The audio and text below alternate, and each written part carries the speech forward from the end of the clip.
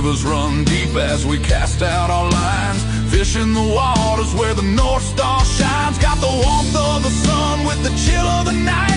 With every shot fired, we're ready to fight for the freedom we cherish. The second is true. With family beside us, we stand through and through. Guns in the 701, that's how we roll. Faith in the good Lord, that's how we hold the line of the legacy that runs through our veins. In this wild, wild land where the spirit remains, we're living free, living bold, side by side,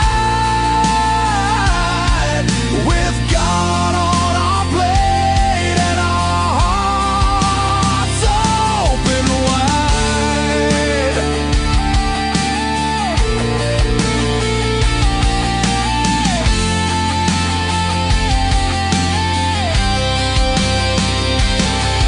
In a world that's spinning with sins that they wield, we stick to our values.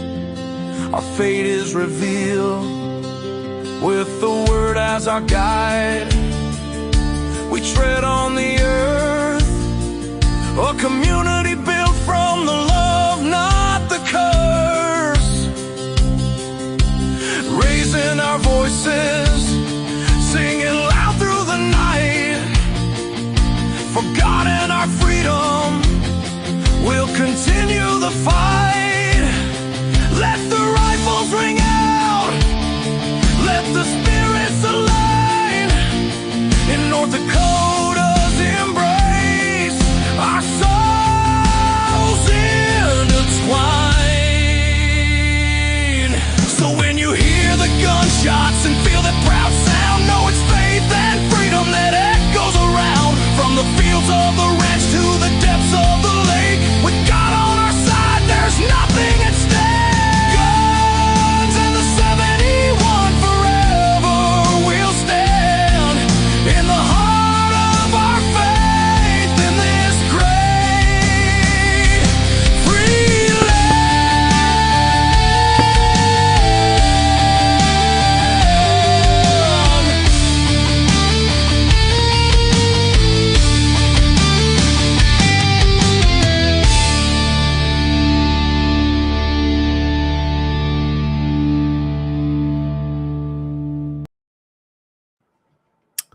All right, welcome everybody. Episode 183, Guns in the 701 here on an April 28th, and we have a treat for everybody tonight. So go ahead and share this with everybody. Hit your GAT701 subscribe. That's been working real well for us as well, and we picked up some new sponsors. We got a great show, roundtable discussion with the whole team. So let's bring them all in here right now. We got Vance Bishop, Sunday Sportsman's Devotion. We got David Feddick. He's going to be at 701 Marksman. Another great show. And, of course, the infamous Leon Francis with Blackbeard Logic. How are we all doing, guys? Doing good. How you guys? We are Good. here. Home country. Man, So, I got a huge head because I filled in for Vance Bishop. So my head, like when I come in the door, I have to go sideways, man. You're You know, I clearly on caught the that last nap. replay. I caught the replay, man. You did a good job. You really did. You know, your guys' styles are both different with the same message, kind of like Real World, right? We all love Christ. We all, That's right. you know, we all bow down to God, and we might have a different delivery, but I hope that we're all on the same. We're all That's playing right. from the same book. I hope. Yeah, and I appreciate you filling in. We had a great excuse for being out. Our youngest son got married, and it was a great wedding, great weekend. Had a good time. All right. Oh yeah. Oh, congratulations.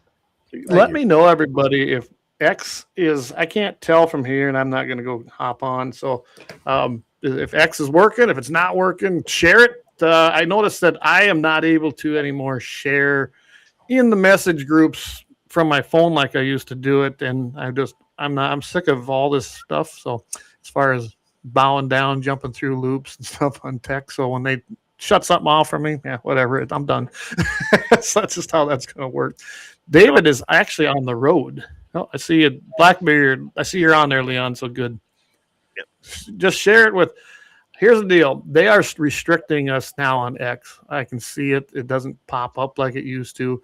So I don't know what's going on there. But just I encourage all of you on X, share it in your message groups, because then that just blows up, which is pretty cool to see. We just don't get to see it in our counter right here live. So, all right. So before we get started, who wants to do a Second Amendment? Or do you want me to do it? You do it. All right, I can do it. You're the man for that job. A well-regulated militia, being necessary to the security of a free state, the right of the people to keep and bear arms shall not be infringed. And that's becoming more and more prevalent, it seems like, every day. I mean, I'm telling you, the things I see pop up in, bearing arms and truth and guns and all these things I follow. I'm telling you, everybody, if you're not in this fight, you're late to the game, very late to the game. Right. Get involved.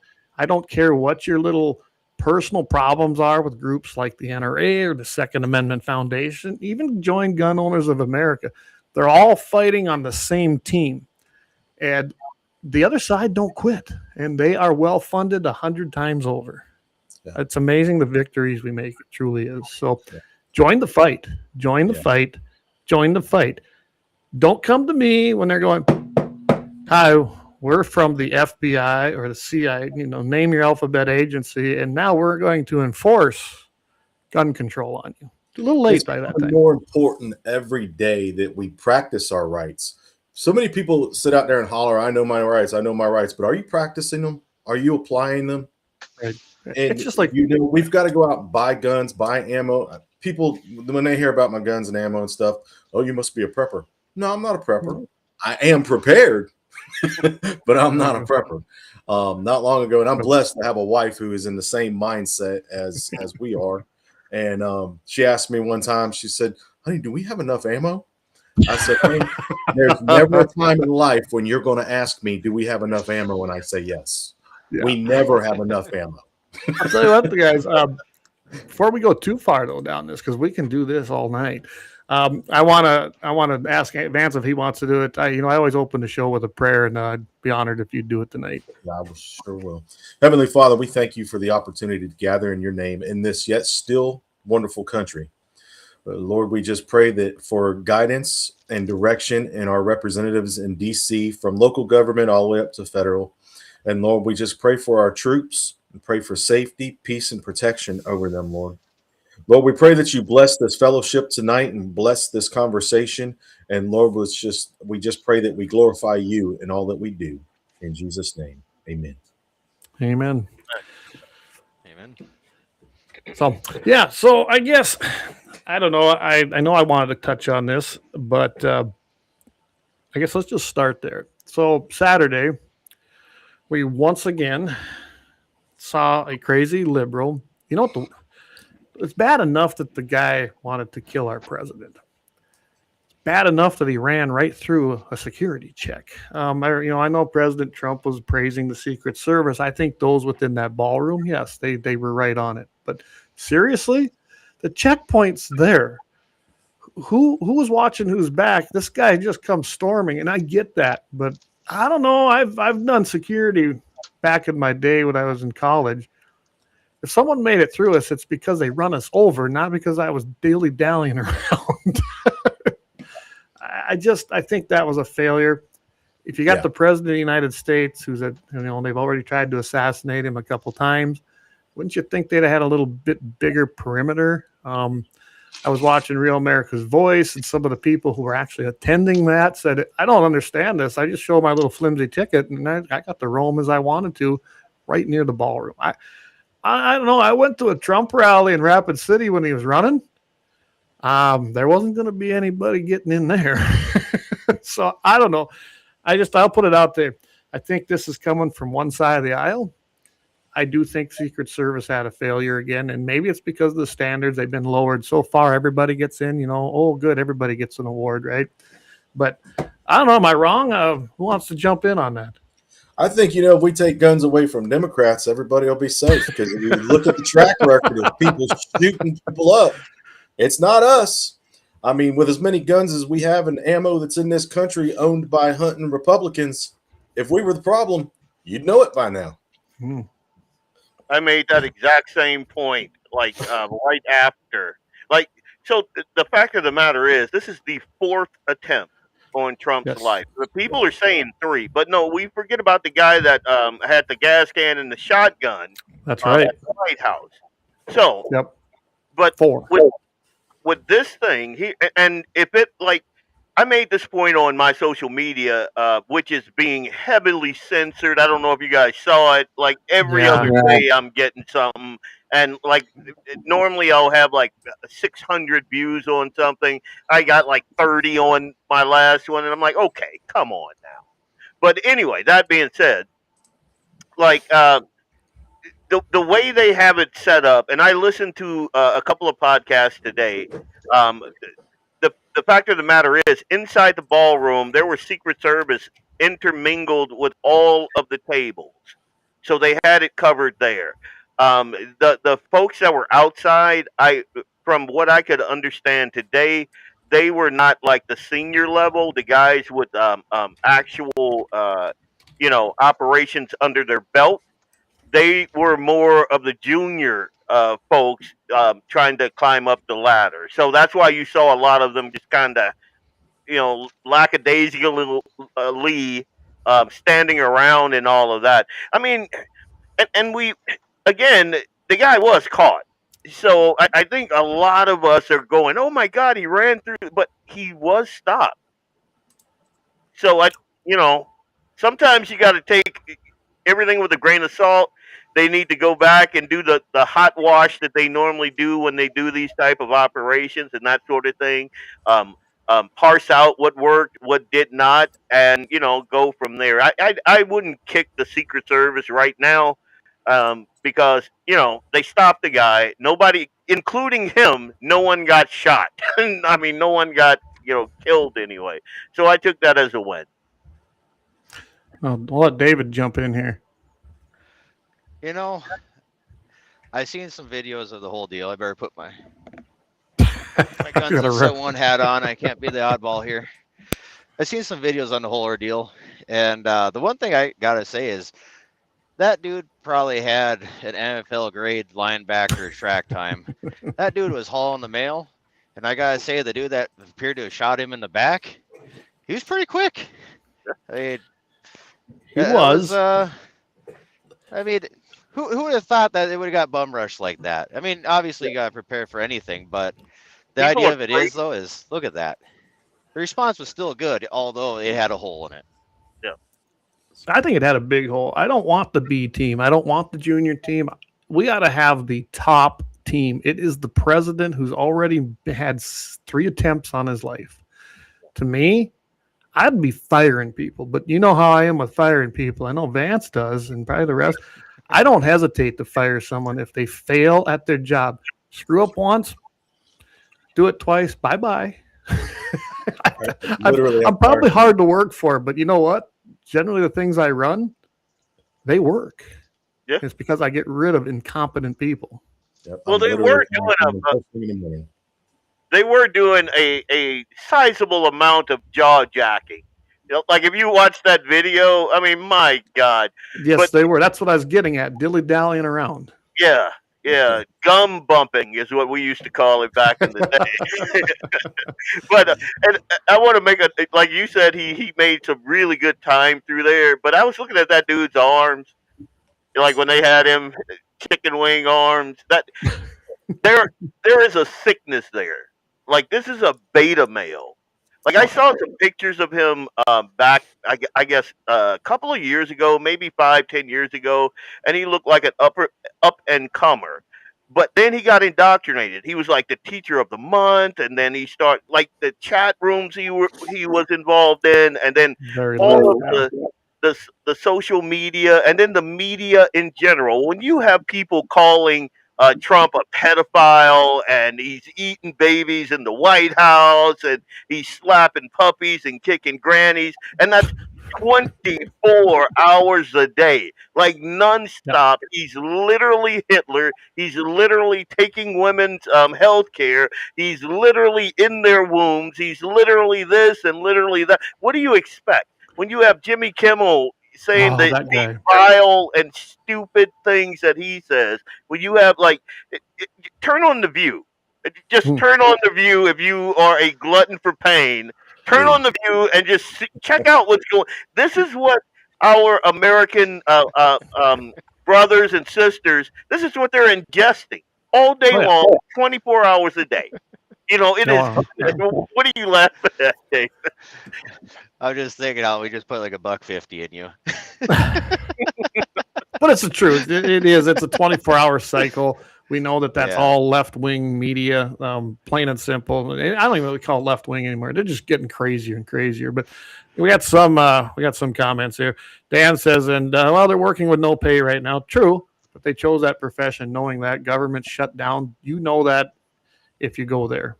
It's that what's simple. that about? Can we talk about that a little bit? I mean, well, we can, but let's go to the comments quick. Okay, Leon. Sure. Tom, hey Tom, good evening. By the way, I do try to not cuss on here, but if it slips, it's okay. So, Lynette wants to know, so did they shoot him and then tackle him? I'm unclear on that. I know that shots were fired. If they hit him, I don't know. The only one I know that was hit was one of the Secret Service agents that was wearing the bulletproof vest. That's what was reported. Kelly says, yeah, they had their back to the entrance. I noticed that too, Kelly. I noticed that as well, and I'm sitting there going, my goodness. You guys get paid to throw your bodies in front of the president. That is their job. Let's just face it. If you're a Secret Service man on a detail, your job is to stand in the way of the bullet, right? That's their job. Yeah. And I don't know if any of them could have done that. Dan says, Leon, one thing is he's living all in their heads. He's living rent-free. There's no doubt about that. For how long now? I mean, they've been throwing darts at this guy since he first said, hey, I'm going to run for president, and nothing has stuck. 10 years. Over 10 darts years. And bullets. Yeah, I threw in the the uploads. I threw a compilation. I think it was media. I forget the MRC that they threw together a compilation of all of the news anchors and all of the late night and all just saying basically the same thing. Trump is Hitler, this and that. And when you indoctrinate, and especially the young. When you indoctrinate them with that steady stream of he is literally Hitler, what do you expect's going to happen? I mean, what do you expect? Would you go back in time and kill baby Hitler? That's the question right there. We are indoctrinating these young people, and they are nuts. You would be shocked at the people I talk to who believe that Trump has done all these horrible things. And I'm like, no, like some of it is just insane. Yes, but they believe this. Why don't you jump in there, Dave? I was just thinking along the lines of what happened to Jimmy Kimmel when him and Adam Carolla were talking about, drinking and dick jokes and juggies jumping on trampolines. Hey, what the hell happened to Jimmy Kimmel? He went from being like a man's man kind of guy to, oh, Christ's sakes. Yeah. Why? I mean, the Mad Show, love it or not, it was kind of the epitome, I guess, of a man's man, wasn't it? You drink some beer and you look at nice-looking women. Your wife must be right off camera, right, Clay? Mine? Yeah, you're couching that. No. I'm telling you right now, I used to record it when it was on, and then I'd watch it, and she'd just be like, oh. You're talking that was 20-some years ago, when you think about it. I was on the comedy channel. My wife bought me the box set of the Man Show for a Christmas gift one year. And she can comment in. I know she's here. She said she can see me. I can't answer back because I click out and I disappear. So now you think about it, and you got Jimmy Kimmel went far left wacko, and Adam Carolla. If you watch some of his stuff on the guy is I put him in that libertarian class. Yeah, but he's definitely not a liberal. Yeah. No. Oh, he's 100. He's down like 4 flats, man. And I was watching Meyer,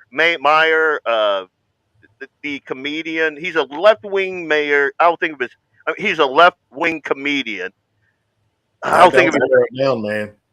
I don't know. Yeah, I'm trying to blank on that one. But okay.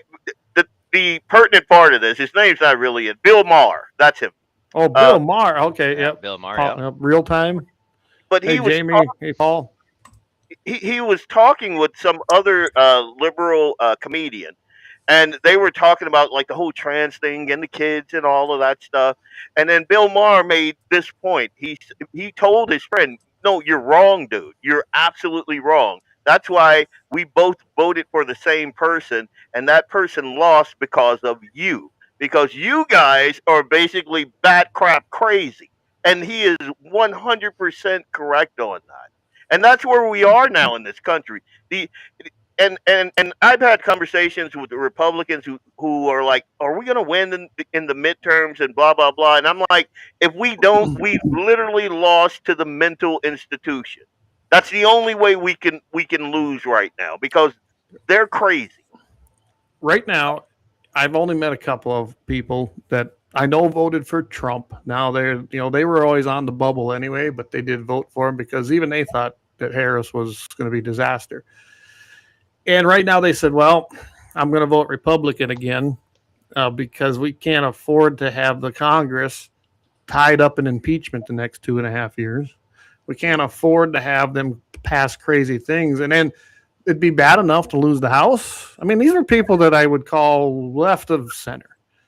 And they're going to vote Republican because they know that their party has left them. Now, not everybody thinks that way in that camp. Yeah.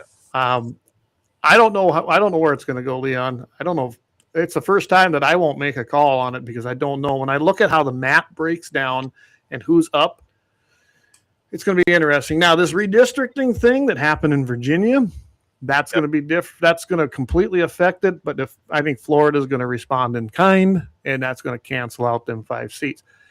This is insane what's happening, and everybody's trying now to draw lines, do things, and make it to their favor to cheat rather than just have an election. And I kind of always thought that states should be like the Electoral College, honestly. And I've thrown that out before going, Electoral College then that's how the least populated areas still have the same voting power as they should. And I've always thought that would be a great way to even hold our state elections, but that falls pretty flat on a lot of people's ears on both sides. Go ahead, guys. You know what makes me nervous about it is I seen a video today on Facebook, and I didn't look anything into it. It's kind of a baseless comment here at the point, but the guy was making a video basically saying that how some federal court circuit said that you can't sue a postmaster or mail carrier for not delivering your mail, and there's no legal retribution to it. So what happens to all these people like Clay yourself? You do a mail-in ballot. Mm-hmm. They know damn well how you're going to vote. Does your vote actually make it to the count, or do they ditch it? So good question, and I can tell you that I have tried to track my vote into Sioux County afterwards. Like they don't seem to be able to produce it. Isn't that interesting? They're supposed to be able to do that. But doesn't that deprive you of a constitutionally guaranteed right of redress of grievances? Because Absolutely. that is the government. So now, I don't understand the ruling. Oh, you're talking about the districting? No. Or are you talking about the mail? Yeah.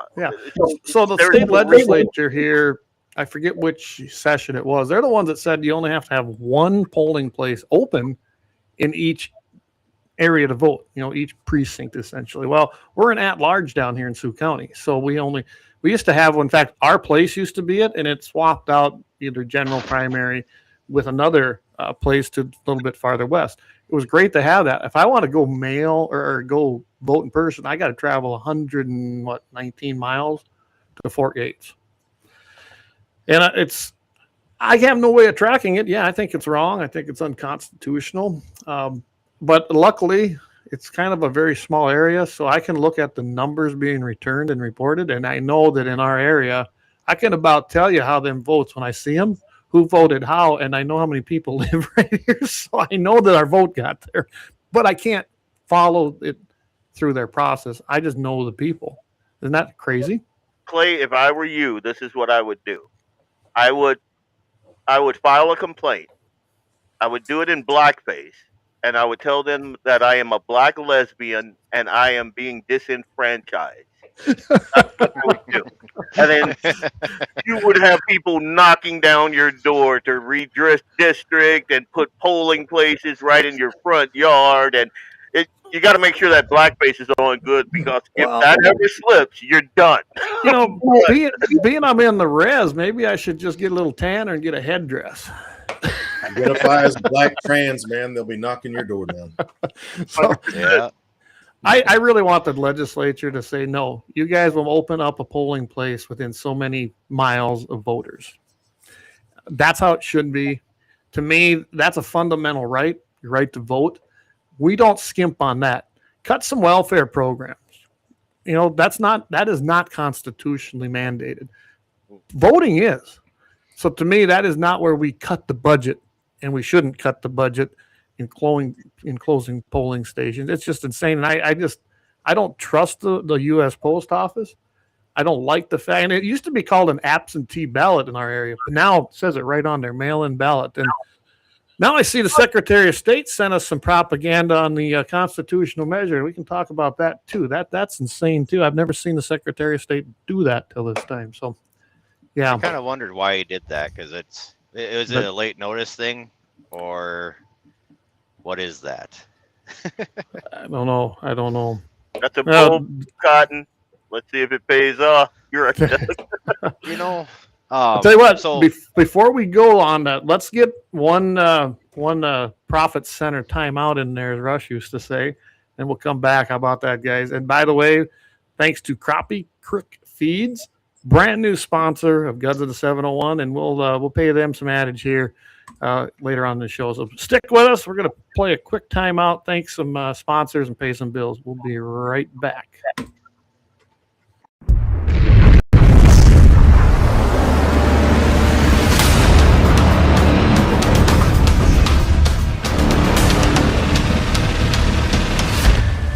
LAUER Auto Repair, located at 309 South Washington Street in Bismarck, North Dakota. Give them a call at 701-258-6308. The team of mechanics at LAUER Auto can take care of any problem your vehicle is having. And when you do business with LAUER, you can be assured you're doing business with a pro Second Amendment America First repair shop. There are plenty of other auto repair shops in the Bismarck-Mandan area. But why take a chance at patronizing a shop that might not have your beliefs at heart? Make no mistake.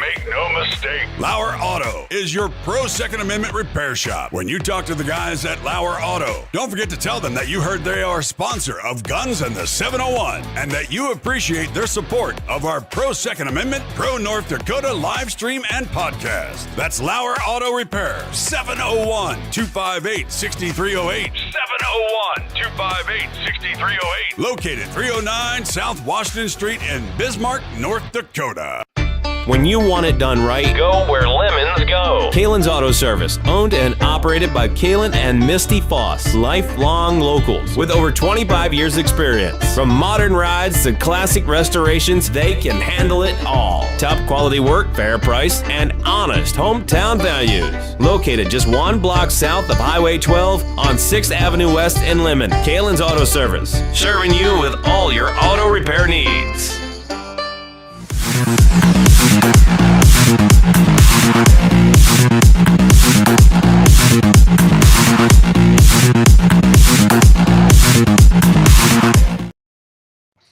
All right, we are back again. Thanks to our brand new sponsor. I'm just going to go ahead and give him a quick plug right here, and he's doing on the top tier levels. So thanks to Crappie Creek Feed. I don't have anything yet because this just happened. Jason and Megan Home, 21278 139th Street, Glad Valley, South Dakota. You can get a hold of him at 605-850-3998. That's for all of our podcasters, 605-853-3998. I'm telling you, I started here about a year doing business with him and using a lot of his supplements for my livestock. We introduced some brand new mag barrels within 48 hours. I had 90 head in that pen of pairs. That barrel is gone. That comes out to, for those of you who are ranching, about 3/4 to a pound per head. So that's what we want. That's what you want them to have, and they're getting everything they need: the copper, the sulfate, the magnesium from Grat-Tet. Yeah, I'm telling you what. Go check it out. Talk to him. His pricing especially beats the big box store there in Lemmon, South Dakota with the big towers. So don't do business with somebody you don't know. It's way off. Do business with a local guy like Jason and Megan right there at Crappie Creek Feeds in Glad Valley. All right. Go for it, guys. Take it. Well, we're talking about the ballot here. This is more Leon's wheelhouse. Representative from the Fargo area passed away. The ballots are printed. So how many low information, no information voters are still going to vote for somebody that, isn't with us anymore? A third. She was a Democrat. I guarantee, man. she's going to have a ton of people. And there's nothing they can do about it now because the ballots have already been sent out for the absentee and all that. So, and it's a sad deal. I mean, I made light of it, but it's a sad deal. Anytime it was a plane crash in Minnesota, and so folks know that story. Sad deal all the way around. But I guarantee you, there's going to be, well, probably not a third. I'll say 20% of the low info voter will cast that ballot. Oh, because they're only voting. They're looking for the D. They're not looking at the name. They're looking for the D. That's it. Yeah. It's like, hey, knock it off. You stop that right now. So many people vote against Trump. They're not voting for someone they believe in on the other side. They're voting against Trump. No matter who the player is, they're going to vote for him as long as it's not Trump. It can be way, way worse than Trump in any area, but they're going to vote for him because it's not him. Oh, true. Very true. Now, Leon, we had a situation like this, remember, in 2020, District 8. We had Dave Andal and Dave Nearing that were running. Andal died. I believe that was in the general election. He died before the general election. Ballots had already been printed. They had already been mailed out for absentees. We know the story. So in that situation, they had to appoint someone. I believe they both won. They voted for both of them. They voted for a dead guy, which left an empty seat. Dump Doug Burgum, he went ahead and appointed one of his boys. The District 8 said, this is our deal, and they followed exactly what Century Code had said. Another thing that I've talked about, I can't believe how much the state legislature is involved in these private, nonprofit organizational districts of the NDGOP, because that's what they are. Everyone forgets these are not government entities. Yep. These are nonprofit private organizations. What in the world is the legislature being that involved in? But that's a whole nother story. And eventually, if I remember right, I can't remember who actually, I think it was Jeff Delzer, was that the previous guy? He's the guy that ended up being appointed then by them, and then the North Dakota Supreme Court said, yes, that is the correct way to do it, and Governor Burgum had no right to do it. So it'll be interesting to see what happens here, especially being a Democrat. If they vote for her and it goes on to the general, are they going to do they run the same name, or are the Democrats going to be allowed then to put somebody in themselves? Because I don't think North Dakota's really faced that, not since I've been involved, but maybe they have. If someone knows, let us know. I might have John Trandom on. There you go. A good friend of mine. You know what? I'm going to reach out to John, and Friday I'm going to pose that exact scenario to him and see what he thinks about it. That'd be great. Now John would know. John's pretty versed in that. Dan says, Vance, yes. And the media and the colleagues are to blame. This is a change for any hope for change. Very true. Very true. Yeah, absolutely. And I have so tomorrow I'm going to be on Dakota Mornings, I think it is. No, Open Range. That's what it is. And there's a ton of questions. Yeah. Ask Gary. Gary may know that. Oh yeah, you're right. Gary would be great. He has a lot of knowledge. I mean, Gary's been around politics for a long time. I'm better friends with, I have a texting, relationship with John. I don't have it. Gary's a little bit up there. He's out of my pay grade, man. I'm down here. Gary's a good guy. Yeah, you and I will talk sometime. I'll tell you how I know Gary later.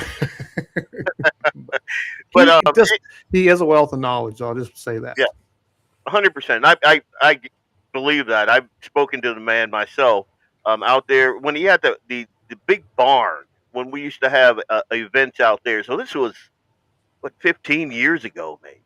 Like Yeah. this has been a while, but a couple of years ago. Yeah, that's who we were talking about. I think, Dan.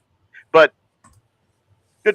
the colleges, the thing we're going to talk about tomorrow is there any way to get this country back? Just the center, actually. And it's a tough question. It's a very tough question because there's so much that has gone wrong and we've allowed to go wrong.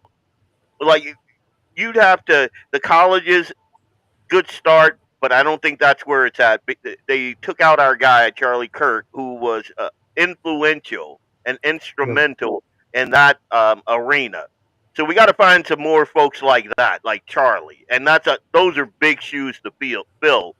If we're talking about the collegiate aspect of it, but then you got the judges, and then we got all these, and then we got the you got to vote for the Rhino because you don't want the Democrats to. I mean, it's the same scare tactic, ain't it? This is a heavy lift, man. So we need folks like, people don't like Trump, and I get it. He comes the way he comes off and that sort of thing. But you need that type of leadership at the top to show the folks at the bottom what is possible. You need that bull in the china shop, and we don't have those type of politicians right now. We just don't. I mean, look at North Dakota right now. But I'm not gonna say what I'm gonna do with the whole election thing, but I'm looking at my choices. Well, what are we doing? It's just like me. So obviously, if you look behind me, I've made my decision as far as our U.S. House of Representatives. I know Alex well. I've had him on the show. He's ran once before. He is the endorsed candidate. And I want to remind, so I got District 31 going on here. We got 3 candidates not endorsed. We got 3 candidates endorsed. Don Scheibele and Jim Schmidt. You know what? You boys had your chances. Jim, you were defeated. Don't forget that. You were kicked out by a newcomer who was 18 years old. So don't get on the radio and tell us about your great experience. People didn't like it. And now they're the endorsed, and they're running as endorsed candidates while not showing up at the North Dakota convention. So is the endorsed candidate great, or is it not? For them, they say it's great when they run that way, but yet they're not going to go and get behind the endorsed candidate for the U.S. House. They're going to go ahead with the established Barbie doll Bearhead. So I don't know. You tell me. What do you think, Dave, on that one? I think it's a crock of crap. I think I can't say a majority of our incumbents are. Don has done a great job alienating everybody. Everybody. I can't even say the grassroots. Everybody in general. Mm-hmm. So I mean, I'm certainly not voting for Don. I guarantee you that. Karen's been good. Grassroots now. Somebody explain to me what the grassroots are. I remember being there with Scott Hannon. I think it was like 2015, and my time is crazy. But Tea Party, like, we were up to our elbows in the whole Tea Party thing. Grassroots. I'm in his book, Grassroots. It's Scott Hannon, Grassroots. Would you guys consider him not grassroots? Anymore? Today? No. Yeah. I don't know. I didn't know him back then. And like, I consider someone like Gary a grassroots guy from way back, because I met him during the Tea Party era, and I have kind of followed him, and I consider someone like that grassroots. What we're witnessing now is what I saw happening back then. There is a co-opting of the Tea Party movement, a co-opting of what is grassroots, because that's what sells now.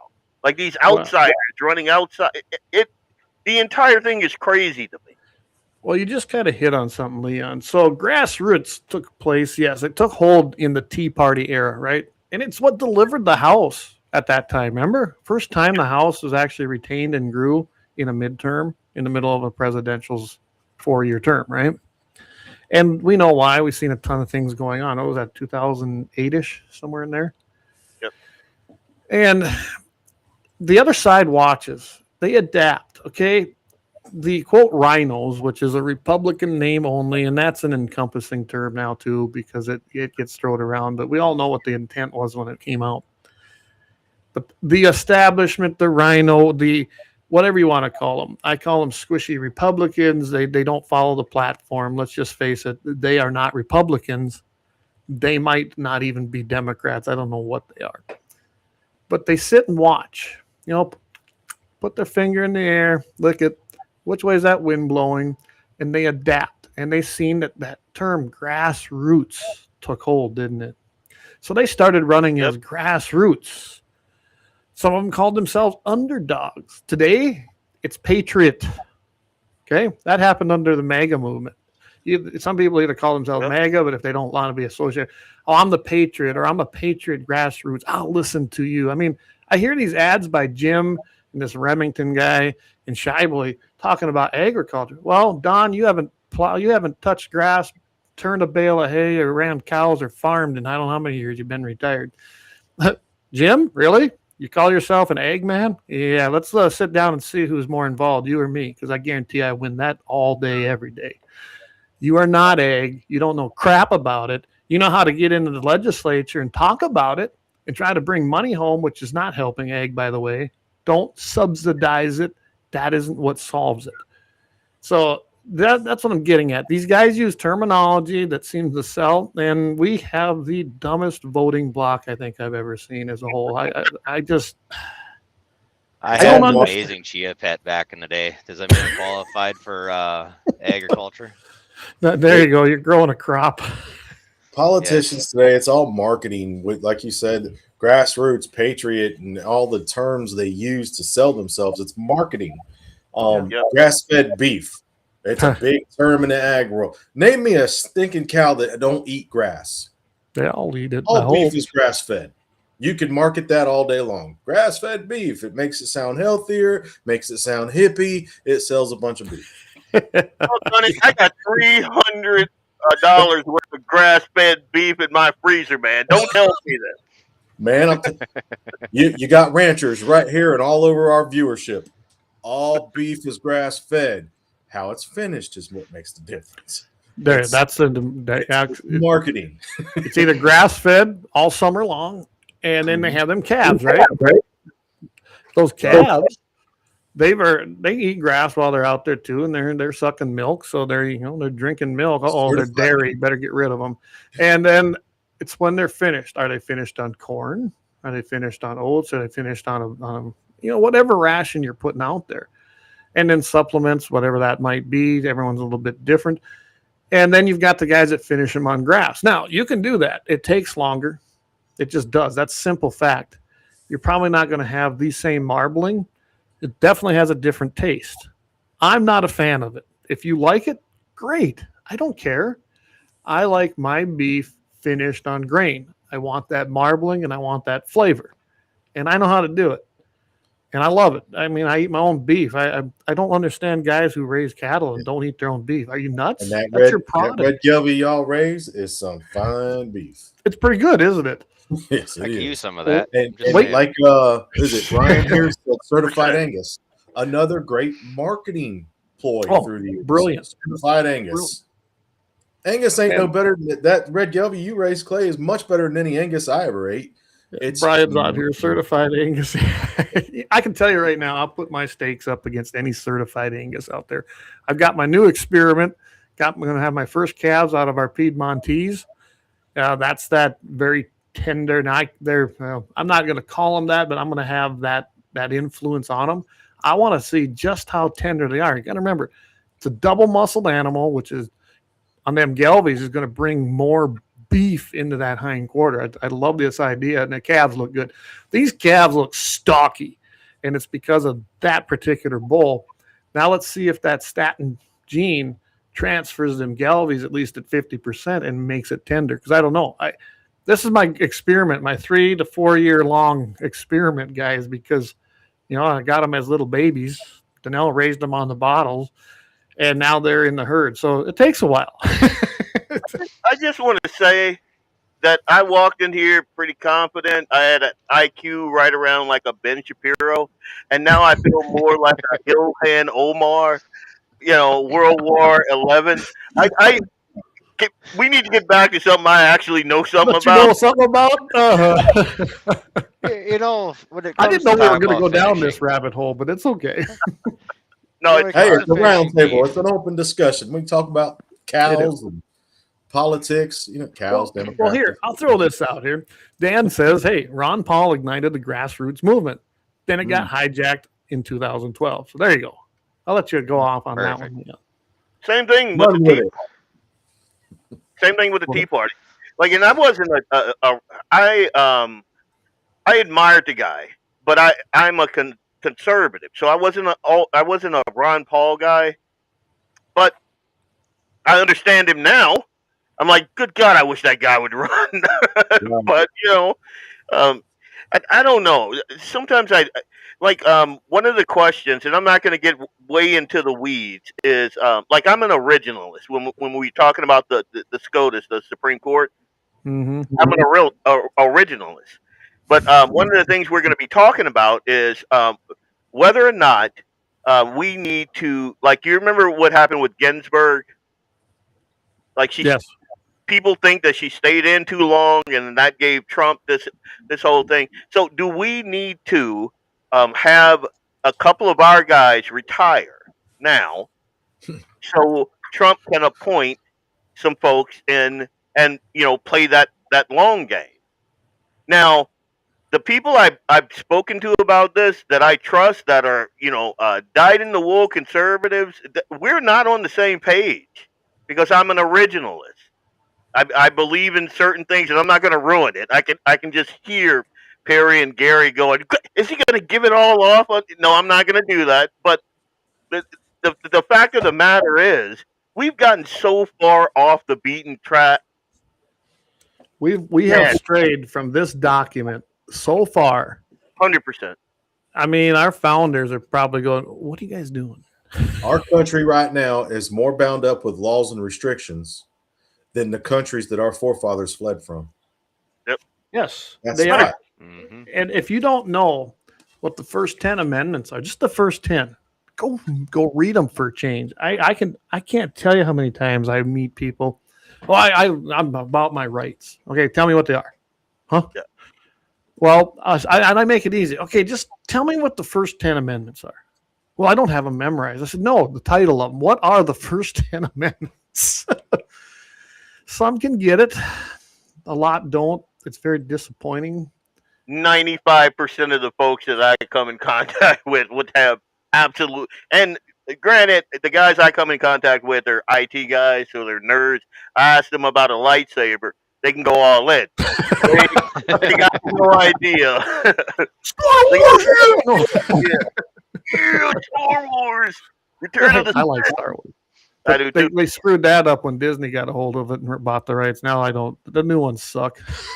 Just plain and simple. But JB says, yes, pressure at least 2 of the current SCOTUS judges. So I think Alito is going to do it. I think he's waiting for the term to end. What is that, the end of June? Is that when the term ends?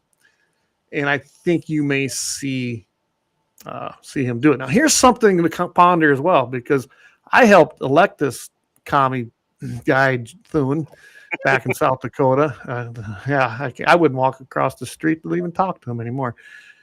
So think about this. Alito picks the perfect timing to retire.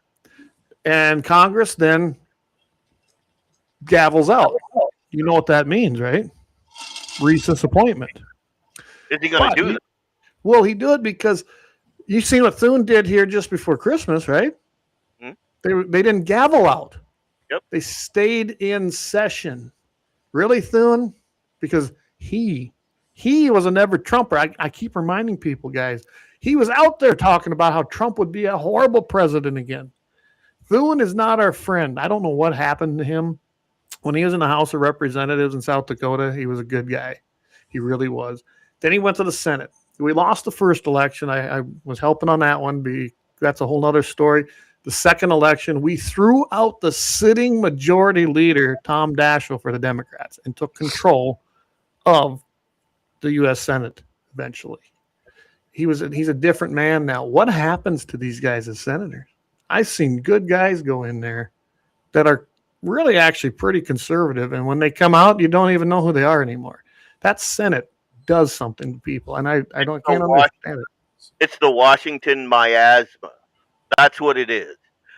Jamie said something, and that's what he said about the SCOTUS question is the majority of the folks that I've talked to. I'm not in that camp though. So you guys got to watch Open Range because I'm not in that camp. I would like to see Alito to a point. I don't think Thomas will do it, and I don't want Thomas to retire. I think he's got a lot of years left. Still, the guy he's in the shadow of Scalia.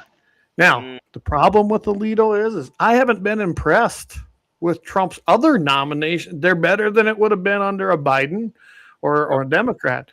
But let's face it, that is not a 6-3 court. It's a 5-4 at best, and a lot of times it's 5-4 the wrong way. We've seen Roberts go. They're too middle of the road. They're too.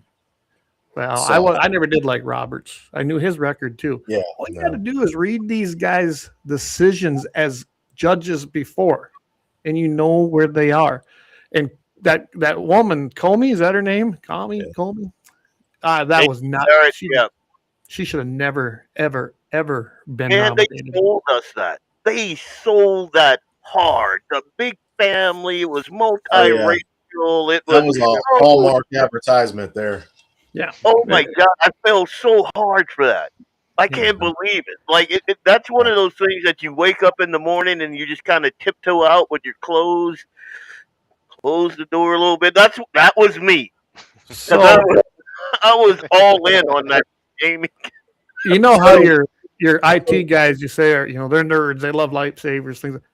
I'm a law nerd. Ask Vance. I went and read all her decisions I could get a hold of, and I was like, no, this woman is not constitutional. She's going to sell us down the road. And I was out there, didn't have a show then, and I was right. Yeah, we talked about it when they were going through all this, and Clay was calling it out from the beginning. Yeah, I said she is going to sell us out. She's a commie. She doesn't know the Constitution. She's better than Cajun Jackson, that crazy woman. Yeah. But I mean, now what I find hilarious about Clay's knowledge in Constitution and law and everything now, and how conservative he is that he is responsible for Thune and Clinton. Oh, yeah. Thanks for reminding me of that crap. I voted for Clinton the first time. I corrected that mistake and voted for Dole the next time. I was 18. That was my first election. And then, I helped Thune out. And that's before Thune turned. You got to remember. So when I was the NRA rep, Thune was running for his, third term? I don't even know. He called up and wanted us to have dinner again. Usually when he was in the Lemmon area, we'd have lunch. And I told him flat out, John, I can't give you an endorsement. I'm not going to support your campaign this time. Well, why not? I said, because you're not doing the right thing. Well, I haven't really heard from him since. So we weren't real good friends like I thought, were we? Which is, I should have known. Yeah. And I don't care. Bob Dole's whole thing was just saying his name over and over and over, so he had to get recognition. Dole is going to do this now. Yeah, Bob was. You know what? I think everybody knew Bob Dole was going to lose against Clinton. The momentum was there, just like it was for Trump. It just was. There was no stopping Clinton's reelection. I mean, look at all the things he went through, and he still got elected. And Bob Dole was next in line. It wasn't his first time running, so I'm like, yeah, go ahead and run. He was like a sacrificial lamb, really. Yeah. Oh yeah, Clinton. He's playing saxophone, smoking weed. He's got hookers waiting in the corner. I mean, that dude was the party dude. So I've never voted for a Democrat in my life ever. Not in Louisiana, not in Kansas City, not here, not even when I was up in Indiana for a little bit. Nope, because I've seen the destruction that they wreak in every place I've ever lived. So I've never voted Democrat in my life ever. Well, so I voted Democrat once in 33 years since I was eligible, and I've never made that mistake ever again. Well, So. to be fair, Clay was raised by a Democrat. Now, God love his dad. I think the world of his dad. But he's wrong. he's the sweetest guy, but he was raised by a Democrat.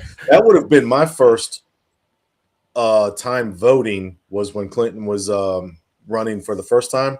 Yep, I was not able to, because in November I spent some time in a facility where they won't let you vote.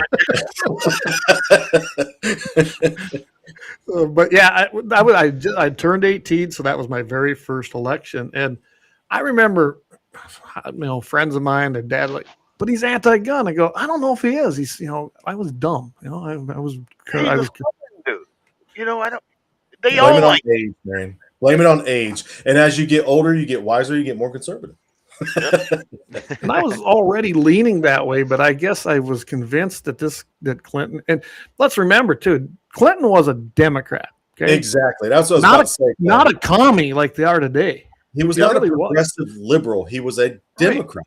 And if you look, then remember, the Republicans took the House back for the first time, what was it, in 40 years when the midterms come? And Clinton, actually, Republicans got a lot of things through. Now, they knew they were going to lose before they took the House when we had the assault weapons ban come through. And that's when the whole negotiations came. And the big key thing with there was it was going to pass. That was going to pass. There was no stopping it. And NRA was the big 10,000-pound gorilla in that room that removed a bunch of guns from that list and got the sunset clause. And that was the saving grace. And it did. In 2002, it expired. Right. For 2004, sorry. 4, yeah. And we do not have that on the books anymore. But it was a long 10 years. But did it really hurt us? No, other than it infringed on our rights, which to me is a big hurt. But there was no stopping that bill. And a lot of people didn't realize that. But Clinton was not the communist that you see in today's Democrat Party. Now, he might have been a socialist. I mean, he definitely had socialist ideas. No, but Clinton, he was more about being a party man. He was a Democrat. Hey, if we think about old school Democrats before Clinton, Kennedy was a Democrat, and he was also a life member of the NRA. Right. He'd be kicked out of his own party today for some of his ideas. He'd be a Republican today. Yeah, he 100%. I've actually heard Clinton say the era of big government is over. Clinton said that. Now, think about that. Like, that's not a thing now. Which Clinton? Well, Clinton.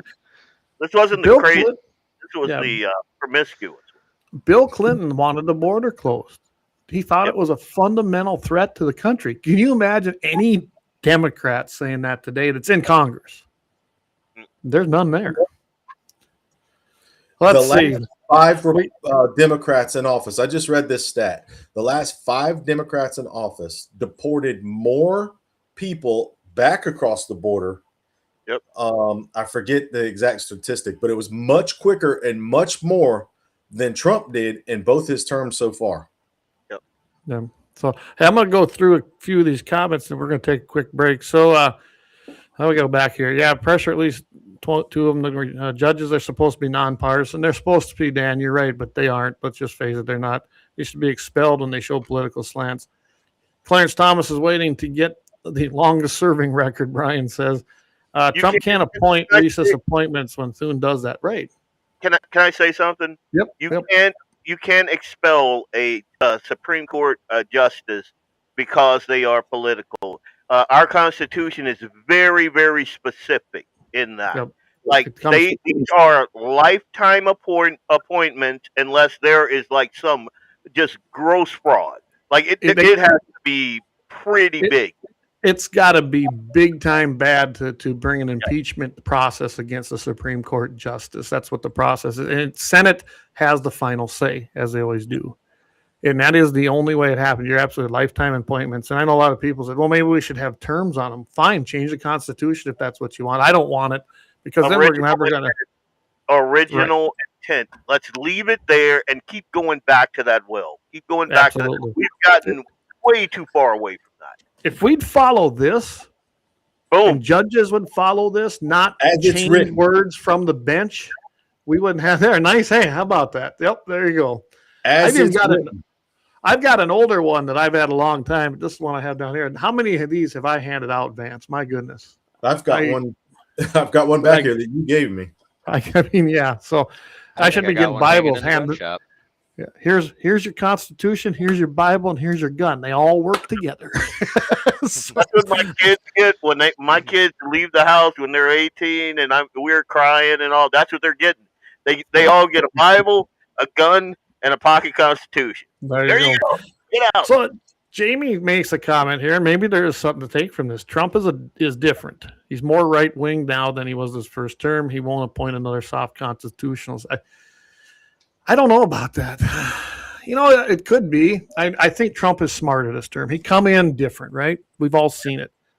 Maybe he could put a constitutionalist up there, but I don't know. He's done some other stupid stuff. You want to chance that? I mean, again, last week on my show, we talked about like Pete Hexa, great guy, and then all of the 4-star generals that he had to axe. Because of all the garbage that they were involved in, back in the day, but no one really vetted them because the Washington machine just does its thing. So Trump is getting all of this. Hey, this is a great pick right here. Do that. He's done this, that, and the other thing. And Trump is Trump. He's surrounded by the Washington monster. Basically, he's got people he thinks he can trust in his ear. I don't want to chance that. I just no. And I will say that his cabinet today is probably one of the better ones I've seen. Yep. But it's definitely got its problems, right? I think we all can see that. David, I think you wanted to chime in here before we go to a break. I was just thinking how it's amazing how in our time a Clinton, was a traitor to the U.S. Constitution, and then you go way back to American Revolution, how there was a Clinton that jumped ship and went to the British in the last year of the war. And, it seems like it's a namesake thing. Maybe we should just not allow Clintons to do anything in the U.S. government anymore, Keep Clintons out and Democrats can't have guns and we're good. 100%. It'd be a safer place, wouldn't it? It's a deport Democrats. There we go. Yeah, Henry Clinton. Yeah. That's your guy. I got to read that. That's the first I've heard of that. I'm glad you brought that to my attention. It was too. I had to go quick. He become a British commander in chief then. Yeah, I think the accurate story was he was a colonel or something like that, and I think what he'd seen it was seen the war was going the wrong way, and he thought he'd save some points, so he ended up bailing out in the middle of the night and jumped in a little skiff and paddled to a boat. And he was supposedly going to get to keep his rank and commission in the British Army, and they just didn't. But scrolling through the history of whatever is reported, I guess it does say that he did climb the ladder pretty quickly on the British side. Imagine that, right? All right, well, guys, let's take the big break. Need to take a break, everybody. Now is the time to go use the facilities, refill your drink. I bet Jamie's drinking that, that light water probably, but we all know that. So. We should talk about that challenge coming up. We'll do that. And by the way, I know Jamie had mentioned this, and I think it's a good idea that we get together, and he wants to do it right here on Guns in the 701 Network, the big dog, as he called it. And I'm all for it, to have a kind of a round table discussion. Yeah. And probably in June. It wasn't going to work out here in May, it didn't look like. So I'm looking forward to that. I think that'd be good. And let's just face it, guys. It's us, and you got Jamie over there. We are the niche when it comes to Second Amendment and anything conservative, and we don't sugarcoat it. I think that's why people love it, and we appreciate all our support. We truly do. Absolutely. So, all right, let's take a quick break. We are Guns in the 701, episode 183, powered by LAUER Auto Repair. We'll be right back.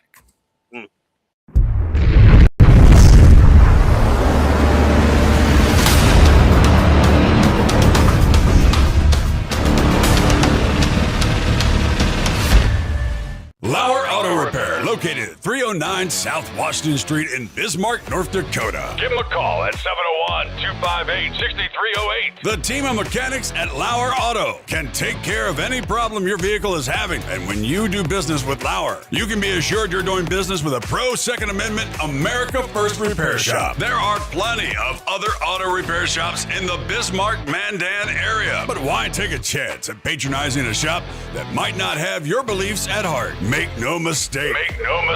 Lauer Auto is your pro Second Amendment repair shop. When you talk to the guys at Lauer Auto, don't forget to tell them that you heard they are a sponsor of Guns and the 701 and that you appreciate their support of our pro Second Amendment, pro North Dakota live stream and podcast. That's Lauer Auto Repair, 701-258-6308. 701-258-6308. Located 309 South Washington Street in Bismarck, North Dakota. When you want it done right, Go where lemons go. Kalon's Auto Service, owned and operated by Kalon and Misty Foss, lifelong locals with over 25 years experience. From modern rides to classic restorations, they can handle it all. Top quality work, fair price, and honest hometown values. Located just 1 block south of Highway 12 on 6th Avenue West in Lemmon. Kalon's Auto Service, serving you with all your auto repair needs. For the best gun gear for every and any situation, Little Angry Man Arms LLC has you covered. Top-notch guns from top-name brands like Winchester, Glock, Sig Sauer, and Ruger to essential extras from Magpul's, Streamlight, Hollow, Sun Optics, and more. Little Angry Man Arms LLC have everything to make your shooting adventures a success. Visit littleangrymanarms.com today and gear up for your next big hunt, competition, or home defense. Don't miss out on our exclusive deals. Little Angry Man Arms LLC, based in Trail City, South Dakota, your ultimate hunting partner. At Horton LaserCraft, we believe in the power of personalization. Whether it's a cherished memory, a special occasion, or a unique gift, our custom laser engraving brings your vision to life. Our expert craftsmen and state-of-the-art technology ensure every piece is a work of art. From personalized decor to one-of-a-kind keepsakes, Horton LaserCraft makes every moment unforgettable. Horton LaserCraft is owned and operated by a local veteran and his wife located near Thunderhawk, South Dakota. They provide custom laser products at a reasonable price, and their turnaround time is fast and efficient. Custom board cutting, glassware, decanter sets, mugs, assorted stainless steel jewelry, assorted tags, decor, custom acrylic nightlights, and much, much more. Call them up at 605-545-7535. Horton LaserCraft, where memories are engraved.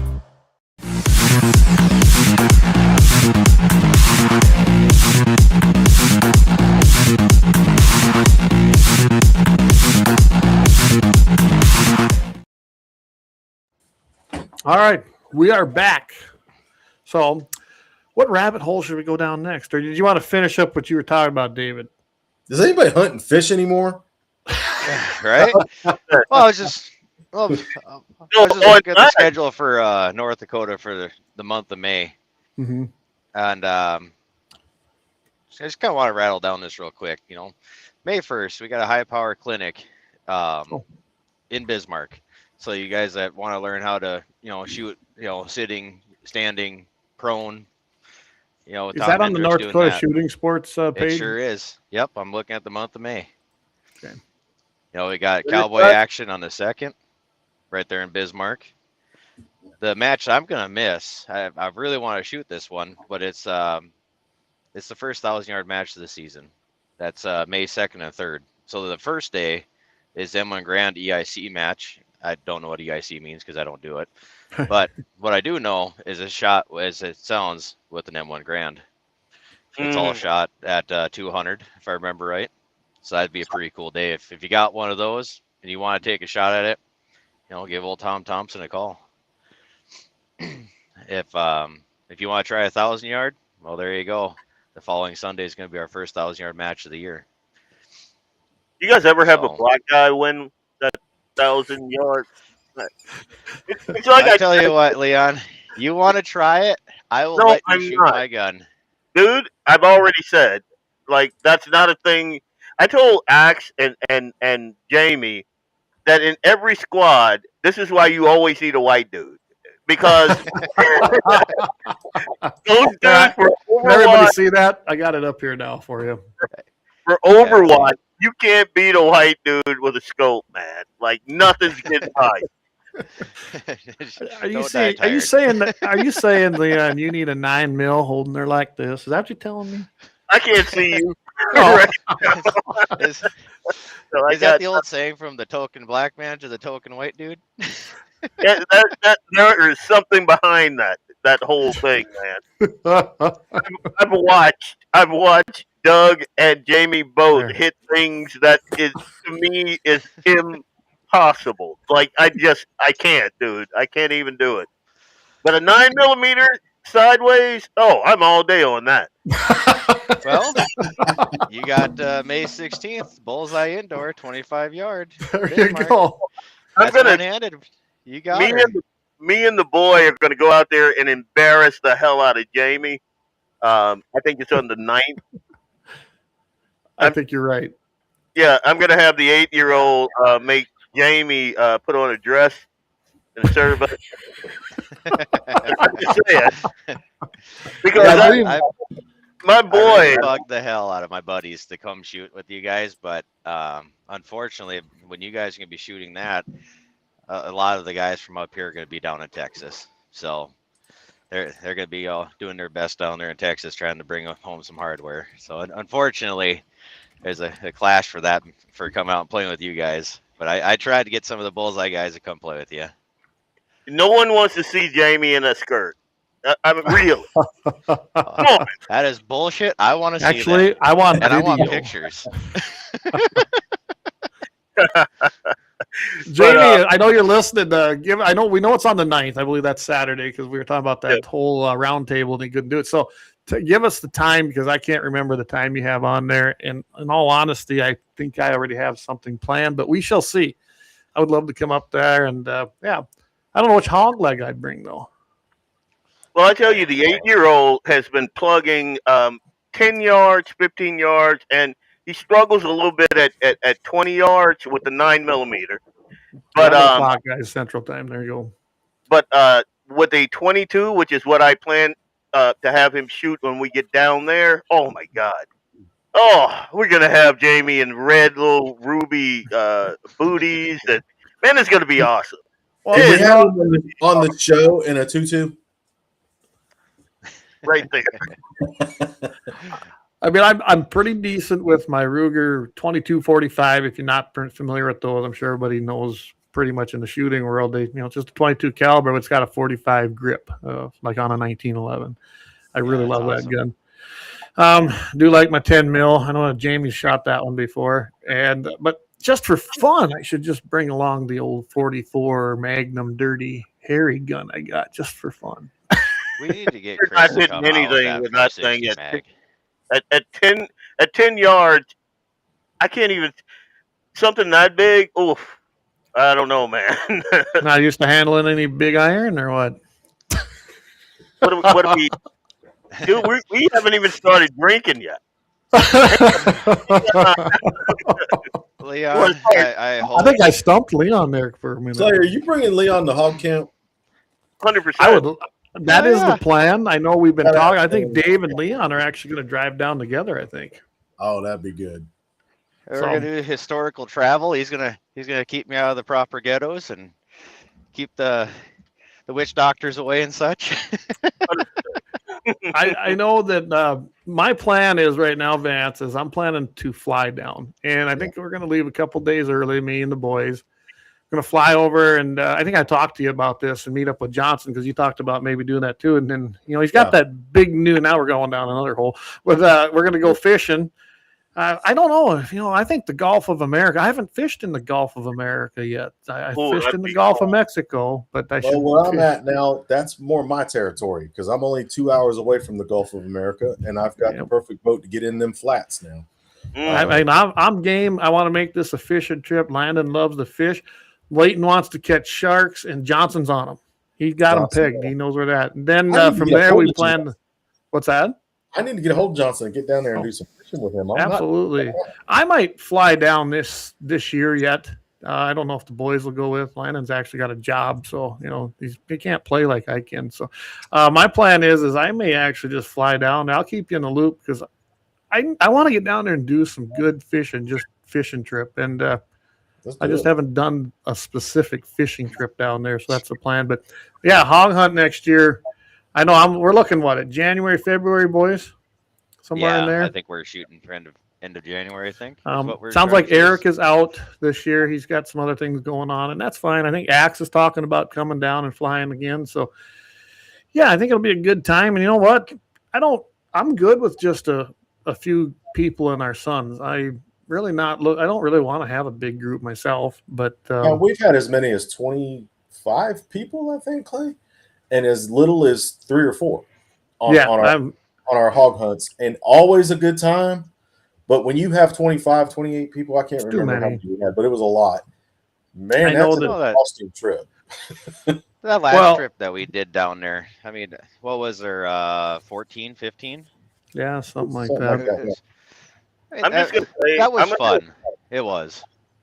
I'm gonna make sure that David's ghetto acumen is on point. We're gonna hit every church's chicken from here.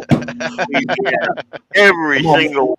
I'm gonna make you get in there and mix it up. Well, we'll talk. You're from the South, man. You know when you bring somebody south, you got to find a fat black man cooking barbecue on the side of the road. 100%. Oh yeah, the best barbecue you're gonna find. First thing you told me when we were down there, Vance. For good fried chicken, you got to find an old black lady cooking in some little mom and pop place. Best fried chicken. And we did that too. Remember, we're going right there. We get in there and we ordered these boys. Get them some chicken and get them some grits. Yeah, I mean, it was delicious. I tell you what, a few weeks ago, I got stuck in Oregon. Might have been Washington. Well, it's out there. It's out west. And I walked into a Popeye's chicken, and I know it's a chain store, but there was a racist black lady in there. And the first thing I did is text Leon, "This would be a damn good chicken." That lady was racist all hell. Now, did you know a little quirk fact about Popeye's chicken? Leon might know this. In the state of Louisiana, the recipe is different at Popeye's than it is outside the state. The original recipe of Popeye's chicken stays in the state. Really? 100%. Yep. It's better in the state of Louisiana than it is anywhere else. The original recipe stays inside the state. Well, I'll tell you, I wasn't impressed with the Popeye's chicken in Rapid. I really wasn't. Well, if they got a bunch of Mexicans cooking it, I mean, get a little too much tahini spice on that one. in Fargo, they imported black Cajuns up here. Like they literally, like I went to the counter and the girl behind the counter was 100% red bone Cajun coon ass, and like I'm looking at her, I'm like, oh my god, yes, and she's like rattling off the menu, and I'm like, oh my god, yes. This is you're from true, eh? All right, years ago, me and Clay. When I was doing a lot with DNRA with Clay, every year Clay, when he was a representative, would have a cookout at his lake house down in Shade Hill for his volunteers and stuff. And we'd get together, go down there and, hang out around the fire and do the stuff we do and have a good time over the weekend. Well, we were planning it, and Clay said, man, I'd really like to do something different as far as food, like frog legs, alligator, stuff like that, but I just don't know how to get it. Man, I made a phone call, and we had alligator, we had crawfish, and we had frog legs. Yep. And then next time we did a big old shrimp boil, and we did it right. I'm telling you, Leon, Vance taught me how to do it right, and it was good. We've done crawdad feeds down there, and we're talking about doing it again. And like I told Colton Bean, you're coming up to marry him, and that's my nephew and his fiance. I was kind of thinking, if you're coming early, we need to go down to the cabin, spend a couple days, and have a feed, right? I mean, come on. Yeah. Man, some of my favorite memories up there We'll have to invite you, Dave and Leon, down just so they can come to the wedding, just so we can go and have the feed down at the cabin. I was up there a little over 8 years, and some of my favorite memories were at the cabin on Sunday mornings. I mean, we were all believers. On Sunday mornings when we weren't at the cabin, we were in church. Right. So we would get together in the cabin, and we'd sit around and talk about the Bible and talk about the Lord for an hour or so while we're having coffee. And I love that stuff. And the breakfast. Those of us that were up. We had some great times down there at the cabin. That it is, and my plan this year is to be down there more because you know what, work will wait, won't it?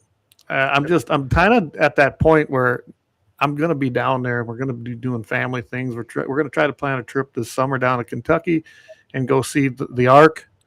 My sister's moving down there now too, so that in that area, so that'd make it better. Let me What's know. that? Let me know when you're there. Oh, I will, because I hear it's phenomenal, and I have not been there yet. I haven't either, and I heard really good things about it. I'd like to see it myself. Oh, you guys know what we're talking about, don't you? No. Okay, it's the Ark Encounter. Ken Ham and his group built it, I believe, and it isn't a real scaled ark from the biblical measurements, essentially. Cubic. It's phenomenal. John, y'all know John Boy. He's a RACS member.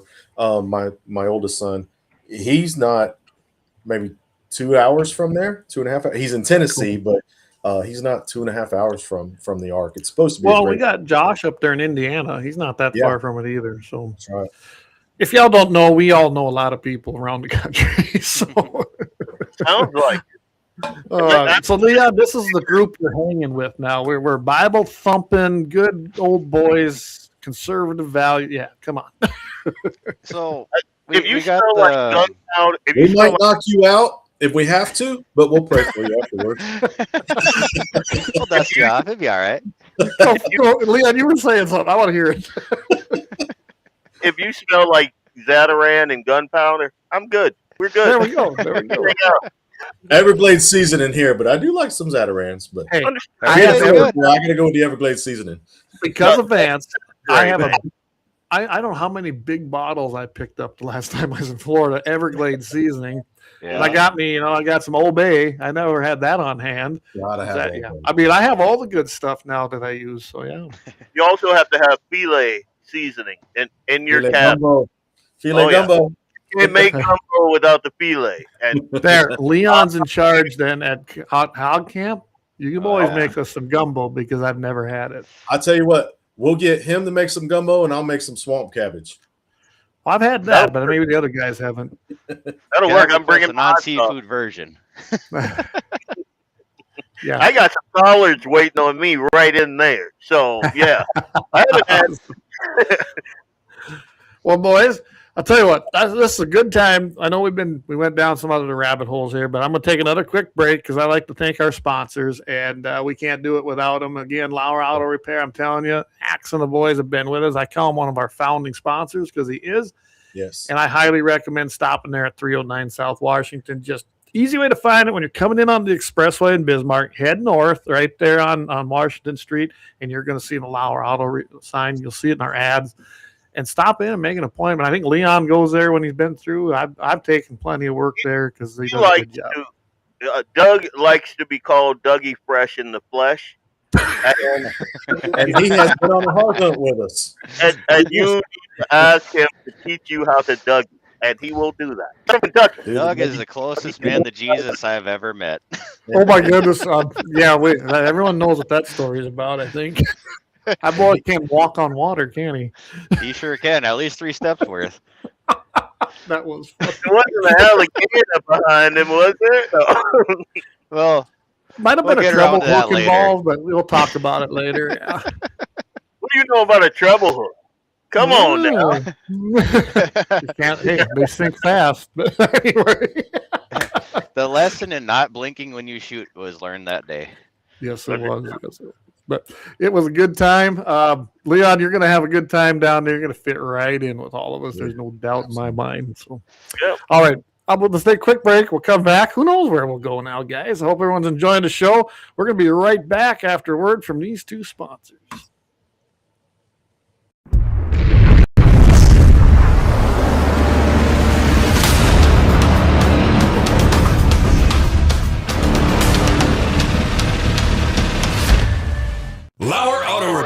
Located at 309 South Washington Street in Bismarck, North Dakota. Give them a call at 701-258-6308. The team of mechanics at Lauer Auto can take care of any problem your vehicle is having. And when you do business with Lauer, you can be assured you're doing business with a pro Second Amendment America First repair shop. There are plenty of other auto repair shops in the Bismarck, Mandan area. But why take a chance at patronizing a shop that might not have your beliefs at heart? Make no mistake. Lauer Auto is your pro Second Amendment repair shop. When you talk to the guys at Lauer Auto, don't forget to tell them that you heard they are a sponsor of Guns and the 701 and that you appreciate their support of our pro Second Amendment, pro North Dakota live stream and podcast. That's Lauer Auto Repair, 701-258-6308. 701-258-6308. Located 309 South Washington Street in Bismarck, North Dakota. When you want it done right, Go where lemons go. Kalon's Auto Service, owned and operated by Kalon and Misty Foss, lifelong locals with over 25 years experience. From modern rides to classic restorations, they can handle it all. Top quality work, fair price, and honest hometown values. Located just one block south of Highway 12 on 6th Avenue West in Lemmon. Kalon's Auto Service, serving you with all your auto repair needs.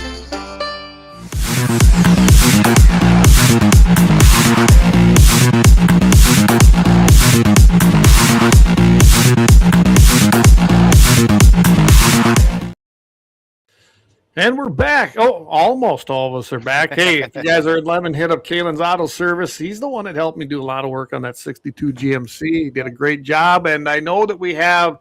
Stay tuned because I will announce them as they schedule them. They're going to be starting up, I believe, the dragging main events possibly in May, for sure in June. Good times. I got two cars to take. I got a Mustang and a GMC, and guess what? The motor is not locked on the 58 Chieftain Vance. Remember the one that sitting up there, that Pontiac in the tree? So, but I threw a little gas in the bowls on that 63 Willys, throw the battery in her, and she popped off. So now I got to get that going again. Anyway, so. See, that's what homeschooling should be, right, Leon? Out there working on vehicles, mechanics. Come on. Hey, when we were in school, when I was a kid, man, the high school, I never made it to high school, but we won't get into that. That's a whole other story. The high schools had auto mechanics, and even in middle school, I did go to middle school.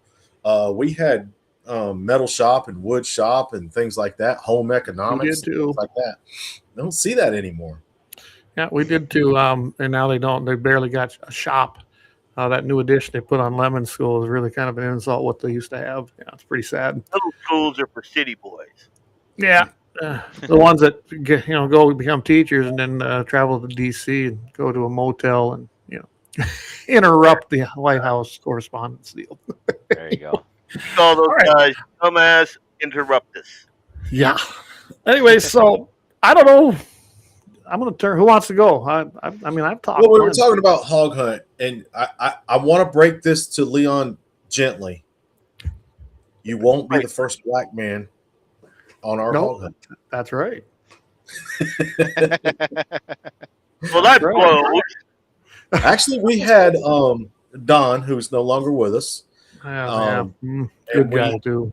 We had another guy who wasn't part of our group. He was a deputy sheriff. The deputy sheriff, he came out there and skinned some hogs. We were doing a veteran hunt, I think, when he came out. We were just down. That was our very first hunt, Vance, when the four of us went down. Yeah, it was. I remember it. And then he seemed like a real good guy, and he was. And then I remember I asked Hawk about him. He goes, he went the wrong way. Yeah. We've had a lot of fun down there. And Hawk, you got to watch out for him. Now, he is one of the nicest, most generous guys you're going to meet. Big old teddy bear. Looks like a gorilla. But don't beat his cat. He has played some pranks on people out there that really pushes the envelope. When you're out there and in the middle of the night, a game warden rolls up on you and puts you in handcuffs, and Chris planned the whole thing as a joke. I am not cool with that, dude. Handcuffs. I mean, Eli's got a go bag. We're ready. Like it's that time. Let's roll out. we got to take Leon down to the neighbors there to have that big tree house, and it's literally you got to see the tree this thing's in.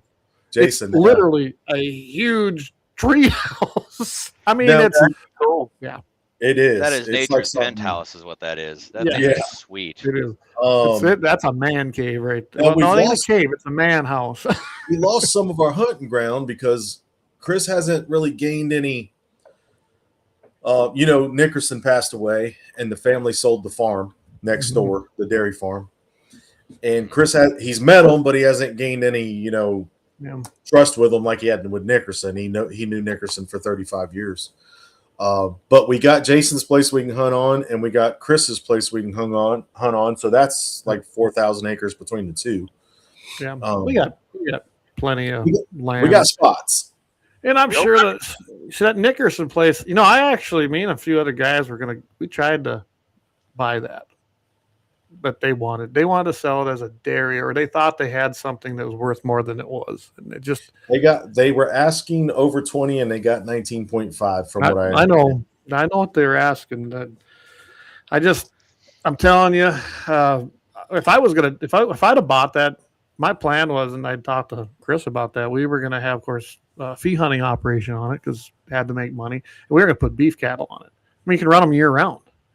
Oh, absolutely. And we would have completely changed the structure of that place, and that would have added a lot of acreage to what we'd have had. But we couldn't come to terms on a price, and they finally got it. I mean, it took them how many years, but I guess more power to them. I wasn't going to pay that. They sold it quicker than I thought they would. I think it was a couple years, but that's quick. Well, we were last down there in 23, 22? I don't even remember. I was there in 24. And I was 25 was the first year I had not gone since we started going. And that was because of obvious reasons. And I think we went down in 23, didn't we, Dave? Was that our last 23. One? I think it's been 3 years since we've been down there. So it took them 3 years because Nickerson died shortly after that. And then that's when I started inquiring about it, because I thought, oh, man, it'd be great to at least buy that and merge it with Hawk stuff. But I'll bringing Eli down there. Like, Eli hasn't seen, and granted, this is in Florida, right? Mm-hmm. Yeah. So he hasn't seen how I grew up. Like, my other kids, they've been to Louisiana, that sort of. Eli never has. Like, the closest he's ever seen is when we watch, like, the what's the family. Swamp people for real. Yes, sir. Shoot them. But Troy Landry. So I want to take him down there, and I want to wrestle gators. I want to grab some turtles. I want to make sure that he understands like the concept of a good treble hook when you're rolling the gator over. We can make all that happen in Florida, man. Whenever we did these hunts, I was usually the closest. After I moved from South Dakota, I was usually the closest. So I would go down a couple of days early, and I would shoot a hog and a gator legally. And I would have basically the food set up for the week, because we would put the hog on the smoker, we'd get the gator all ready, and we'd have food for the week.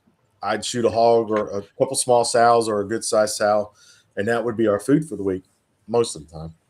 And so we can put your boy on some Louisiana lifestyle in Florida for sure.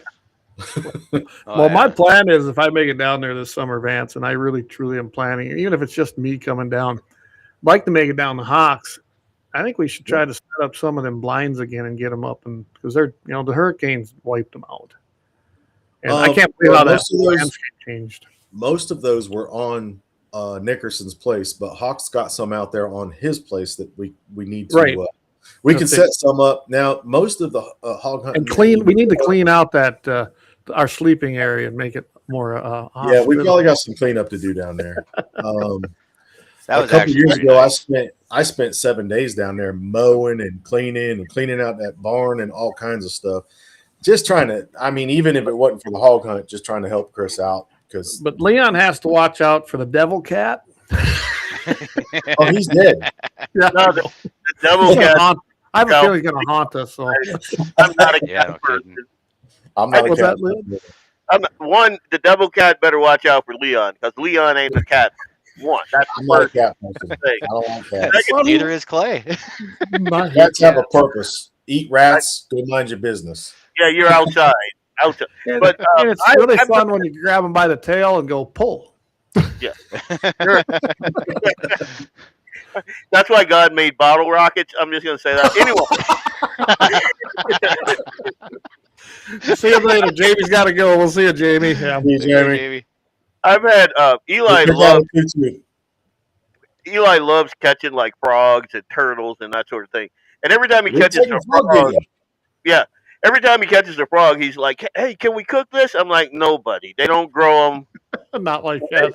Yeah, no, buddy. Like I tell him, the frogs that we ate growing up, the frog legs look like a baby arm. I mean, that's we've got an airboat down there. Chris has got an airboat down there. We can take him frog gigging. Oh, yes, sir. Oh, that'd be really cool. That'd be awesome. I've spent quite a bit of time in Louisiana, Houma, Plaquemines Parish, Venice. Let's see. I can't. You ever been up in Catahoula or Madison? To me, Catahoula is the absolute best hunting and fishing. My dad would say it was Madison. I know people down in Yuma, Plaquemines, Lafourche, all over. Buras is where I spent quite a bit of time, which is just north of Venice. Some of the best red fishing in the world is Venice, Louisiana. Oh, yeah. Oh. I'd like to say it's Florida, being a Florida native, but Venice, Louisiana has world-class, top-notch red fishing and duck hunting. Well, I can tell you that's kind of why I want to get down there this summer and try a different season of fishing. You know, when we always go down in January, there's a lot of things we can't keep groupers, at least not out of the Gulf of America. So Paul Mott says good night. We're losing people. Evidently, everyone goes to bed. What is with this? People we got an old crowd tonight or what? We're talking about fishing at a gun crowd. Well, I'll tell you what then. What I'm going to do is I got to play this because my man Alex Blaz is the guy I'm supporting, and he don't know I'm going to be doing this, but I am going to be running one of the ads he's got out there. Right. And that's our contribution. I think Mary Grainer is going to be getting me some footage as well. And I'm going to push our candidates because they're not the people with millions of dollars from, coal companies and things. They just don't have the funds to do it. So I think we need to support them and do it. But we're going to do that right now, and then we'll come back and probably be the last segment. And I think we got some things we can still talk about. So. Absolutely. All right, here we go. Did you ever wonder how politicians get so rich? Here's something you don't hear from elected officials very often. I will never accept money from foreign governments or lobbyists, and that includes AIPAC or any other foreign interests. I fully support our allies because it's the right thing to do, and I don't need to get paid to do it. If you want to know who a politician works for, follow the money. My money comes from working North Dakotans, and that's who I answer to. I'm Alex Balaz, and I'm running to be your U.S. House representative. All right. That was pretty self-explanatory, I thought. That's a nice 30-second ad, and I'm going to be doing more of those. I've had them send them to me. So I'll load them in under video clips, and you'll be able to play a couple of them if you want to during your shows because I'm pushing Alex hard. 100%. And that guy's, I would love to see him, our endorsed ND GOP candidate, take out Julie in the primary. I think it'd be fantastic. Clay, do you remember, Clay, back in the day, the first go around, who was the Alex guy? It was me. It was me. Do you remember that or no?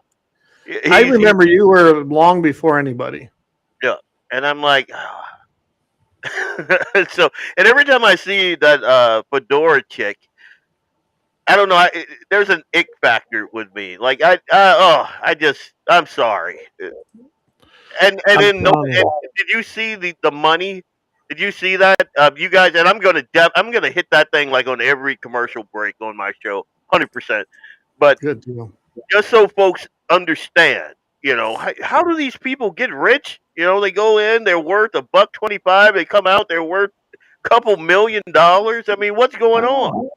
Amazing, isn't it? Yeah, the Obamas went in there worth like $300,000 and came out worth $20 million. Yeah. Trump's the only guy that came out and he had less less net worth than when he went in. That's right. You understand that they are hammering his children right now because they're making money, but that's what the Trump organization has always done. I mean, they're not they're not Hunter Biden. Sit around all day smoking crack and sniffing cocaine lines off of a midget hooker in Cancun or something, and has absolutely no worth to society at all. Yep. These are the Trump kids. They're making money. They're losing money. Trump is losing more money than the Bidens and the Clintons will ever know. He's losing more money by doing this thing. And folks need to understand that. And then when you have folks like Julie, and you see what she is beholden to, and you see the money that's tied to her, and you wonder why this thing is going off the rails, that's a reason why, right there. Ilhan Omar over there. Oh, we have a winery. It's worth $30 million. You get caught. That was a decimal point. Now the thing is going belly up. Imagine that, right? Imagine that. Yeah, you're right. Dan says Fedorchuk reminds me of a sickly doe. She also seems secretive and elusive. Just don't get a good vibe. And I've told this story many times, and I'm not going to quit telling it. When we were at the District 31 meeting, she came in and had to actually run. Remember, she got appointed to that position to fill out one. Then she had to run. I asked her what her Second Amendment stance was, and she told me, well, that has nothing to do with this position. And she walked away from me. That's all you have to know. That's it. She answered you. She answered me. Granted, she's made some decent votes while in Congress, but she kind of has to. Yeah.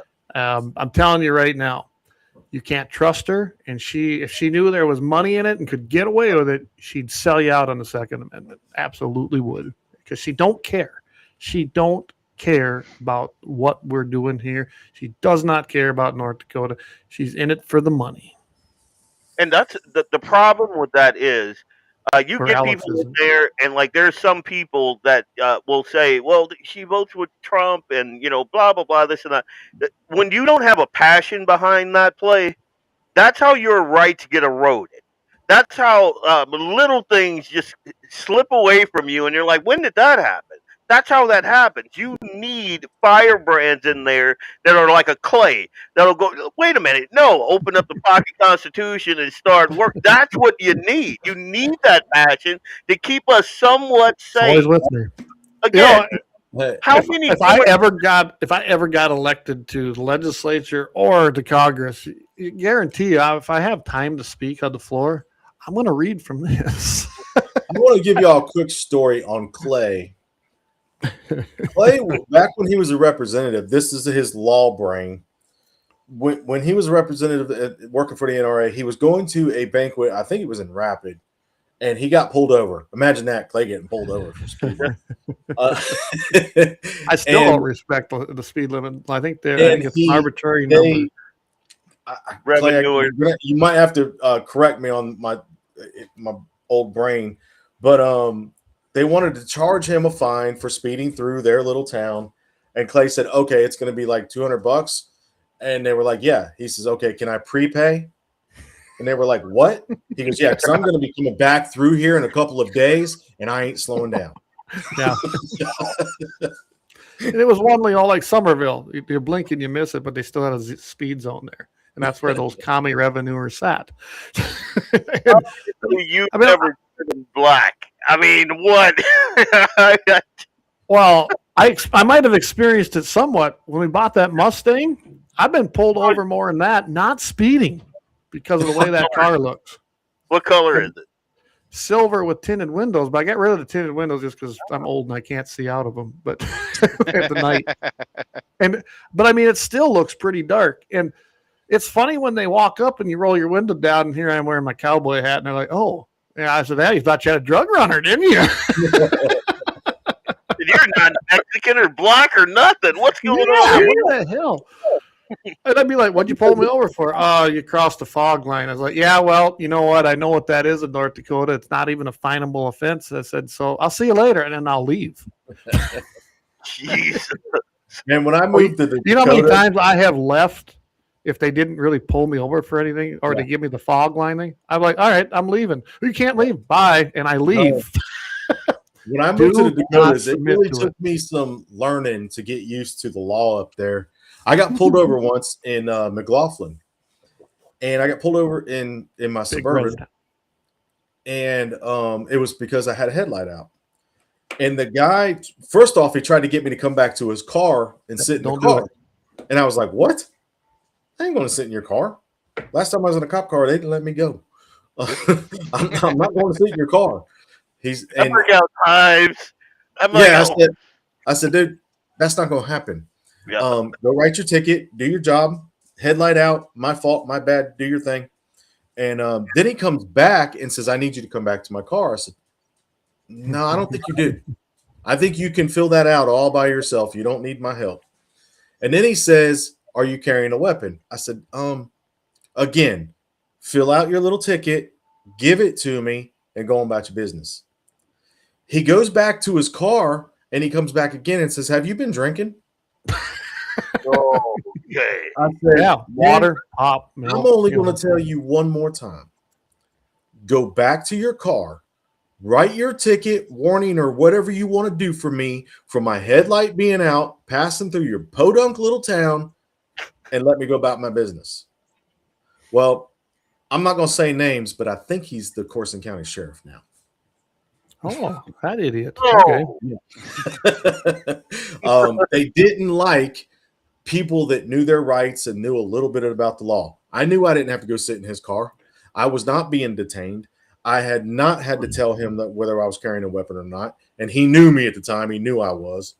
And I did not have to disclose any drinking. He had no probable cause. Probable cause only gives you right to get a warrant anyway.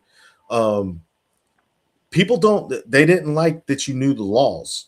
And I started learning a lot of this. I mean, I'd already dabbled in it a little bit, but when I started, I helped you out a little bit with that. Yeah, I was about to say, when I started talking to Clay, it went from here to woo-hoo. I was going to say, rubbing elbows with Clay made you it went from I think I know to I know a guy.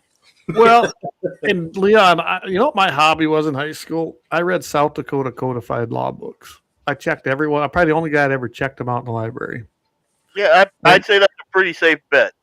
I wanted to know my rights, but at that point, you know, in high school, I went to college when I started. I was going to be a lawyer. Probably would have been a good one, but I wanted to know my rights, and I have this blessing that when I read something, I remember it.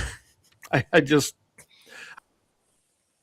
pull right away about a subject, the computer, and all of a sudden it starts buffering in a file. Oh yeah, check that out. Do you have like an eidetic memory, or do you have is it eidetic or is it, sorry?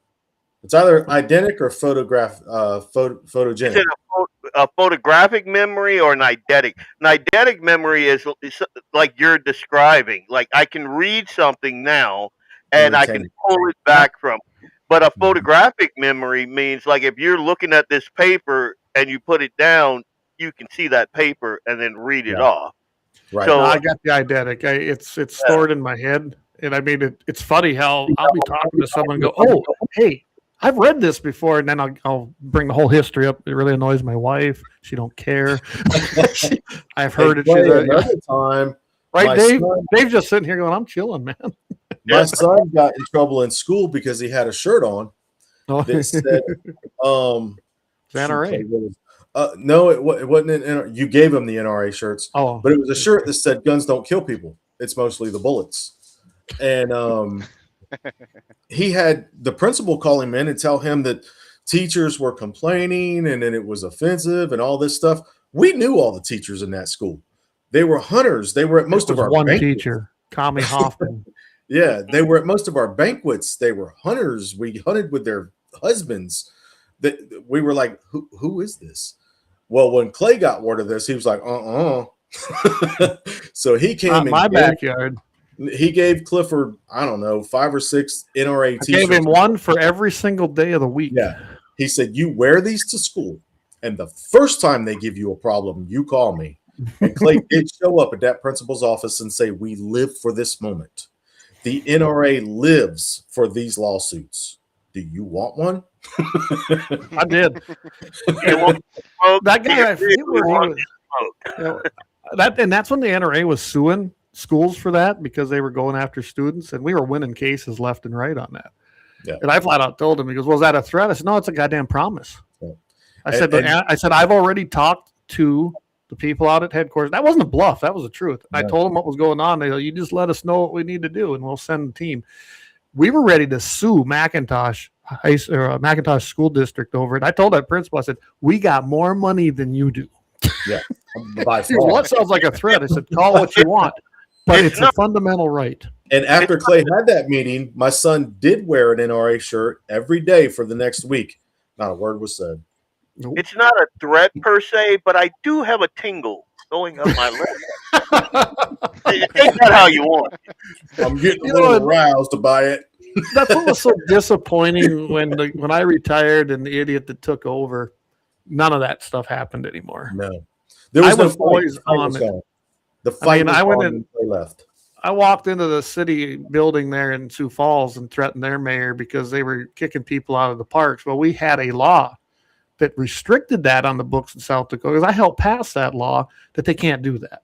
Any city-owned property, you could not keep people from carrying openly or otherwise, because in South Dakota, it's legal to carry open. Now it's legal to just carry open or conceal without a permit. Rapid City Civic Center, they were going to start putting metal detectors up. No, you're not. And I basically brought the NRA right down to them. That's when the NRA was strong. And Clay, you saying that, and I know we're getting right up to the time, but that's the thing that scares me about what happened with Trump. I saw conservative, like OAN, Newsmax, Blaze Media, all these folks talking about we got to have these magnetometers like pretty much everywhere. How did this guy get in there with blah blah blah and this and that? I do not want that. I don't want that. I don't want to every hotel I've ever checked in, I've had my firearm on me and my firearm in my bag. I mean, I have and my wife the same. I'm not declaring that stuff. I don't want to walk through a metal detector. I don't want to do any of that stuff. And I think we have to be careful. And there has to be a perimeter, and I don't know what the perimeter is set for the level of security. Now, it's a motel with a public venue, just like a civic center. And that's what they were doing. They were going to put these up at the main entrances. I was like, no, you're not. Yeah. And, technically, when someone would rent the arena, say for a concert, if that production company, and they rent the facility. I mean, so it's kind of like when we'd rent them. Remember, Vance? And I'd be like, no, you guys ain't doing this. This is I own this for this many hours. Same difference. We signed the contract. That's right. And if they want to do that, they can, but it doesn't mean they can go put them out at the main entrances. And that's what was happening. And I mean, we shut that down, fast. Even when I went to the Trump thing, they put it at the main entrance that we were coming in just to go to that particular event. But the rest of the building wasn't locked down like that. It was just in that area, but they were able to do that there. So, there's got to be that fine line. There does. And I don't want my rights infringed either, Leon. You got to wonder, if they didn't have the gun laws they have and the restrictions they have, how quick that guy might have been shut down. If guys like us were around and able to carry and shut that down quick and fast. When Clay and I would do an NRA banquet, we'd be in a big venue and there'd be hundreds of people. We'd go back to our hotel room and Clay's pulling out 2 or 3 guns. I'm pulling out 2 or 3 guns. Dave, you know how much you missed out in my NRA days, Dave? Yeah, it was a different time. It was a lot of fun. 10 years ago, I've been retired. South Dakota sounds better than North Dakota because it is that way. It is. Anyway, on gun laws, it is. So the last convention we had, not this one, the one prior, I'm walking up to the venue and they have metal detectors, and nobody, I didn't know that. And I'm like, well, I definitely can't go through here because. And then I asked, my representative, what the hell is going on here? Like, oh yeah, blah blah blah, and they tell me, I'm like, this is the GOP, the ND GOP, man. I gotta leave my gun in the car. I am not that. I'm not that dude. That Well, so you'll love this, Leon. I knew about that because they're holding it in Fargo. I Yep. made a big stink about it. I think David probably saw a lot of them emails, didn't you, when we were going back and Yeah. forth? Because everybody's Yeah, like, that's "Are you when we going were to the in the convention?" district. I said, "Not a chance in hell I'm going to that convention because you're anti-gun." Well, it was taken care of beforehand. I was like, "Bullshit," said Sandra. "You're the chairman. Yep. Get rid of it. And if the facility said you had to do it, change facilities." Well, we can't do that. right. Yeah, you can. I said I could do it Yeah. tomorrow. They had a clear bag policy that year, didn't they? Yep. And I said, 100%. I will not submit to that. I said, we are the GOP. I said, have you read the platform about the Second Amendment? Oh, I made a big stink about Change it. venues. I did too. Like, Hey, and I My didn't go wife- because of it. One more quick story on Clay. I remember going to a restaurant with him in Rapid City one night where we were at Stock Show Longhorn Rodeo. restaurant. Longhorn restaurant. They said no weapons. Clay's like, "What? That's not what your policy says. Let me talk to your people." Well, what it said was because of South Dakota law, there's no firearms, no carrying of firearms or weapons in the building.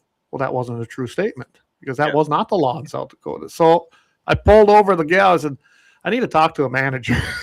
We're sitting there. My wife, remember her? She's just rolling her eyes like, oh, great. No, not again.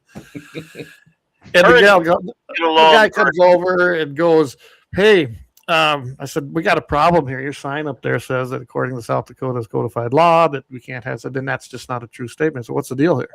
Well, because we serve alcohol. No, 51% of your revenue, and I knew this, comes from food here, not alcohol. So therefore we can carry if we'd like. He goes, well, why would you? I go, well, why wouldn't I? And everybody with him was armed. But then I got the real manager, remember? Yeah. Then the real manager come over and I explained as well, here, we're owned by Darko, which owns Red Lobster and all these restaurants. He says, I'll give you his number. I was like, I didn't think it was a real person. I called and I left a message. The guy, the CEO called me back the next day.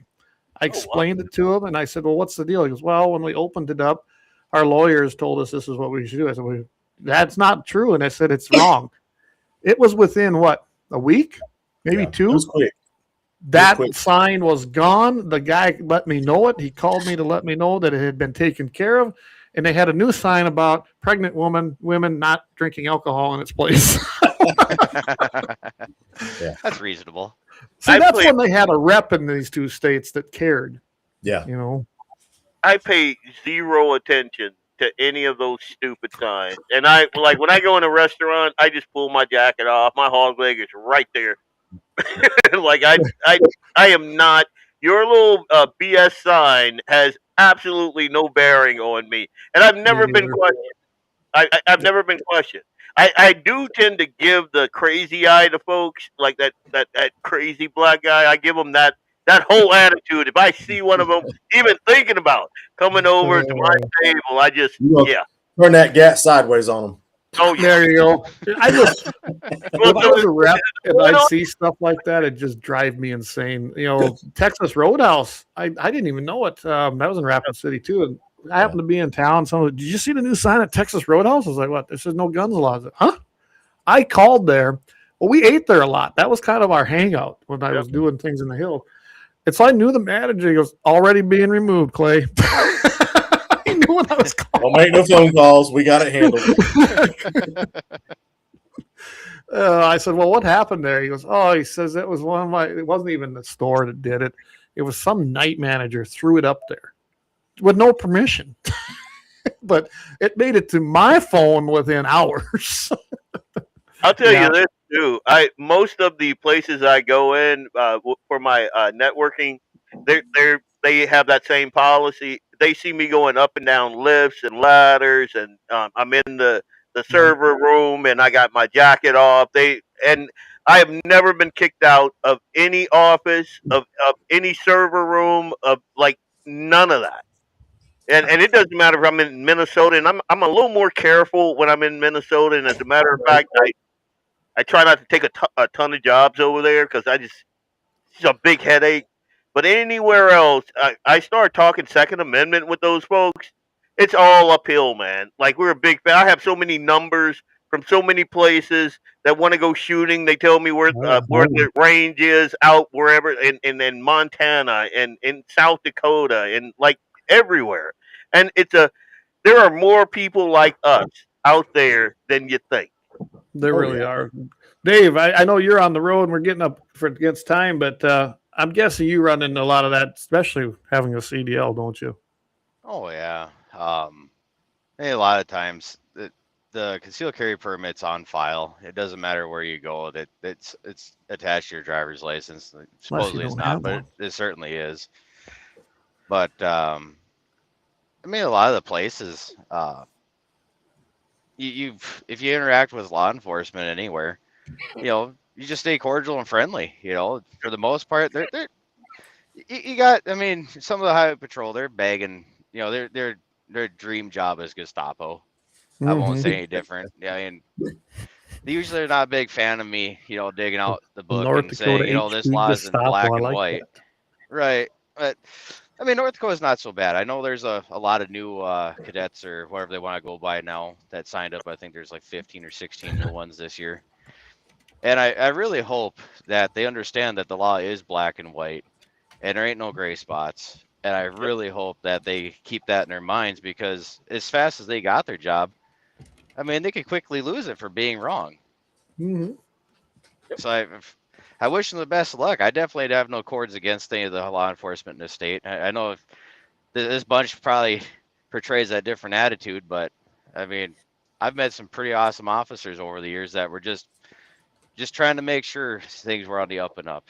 So that I can't shit on them too hard. I've had a few that tried to give me gray areas right down to telling me what I couldn't haul on a trailer.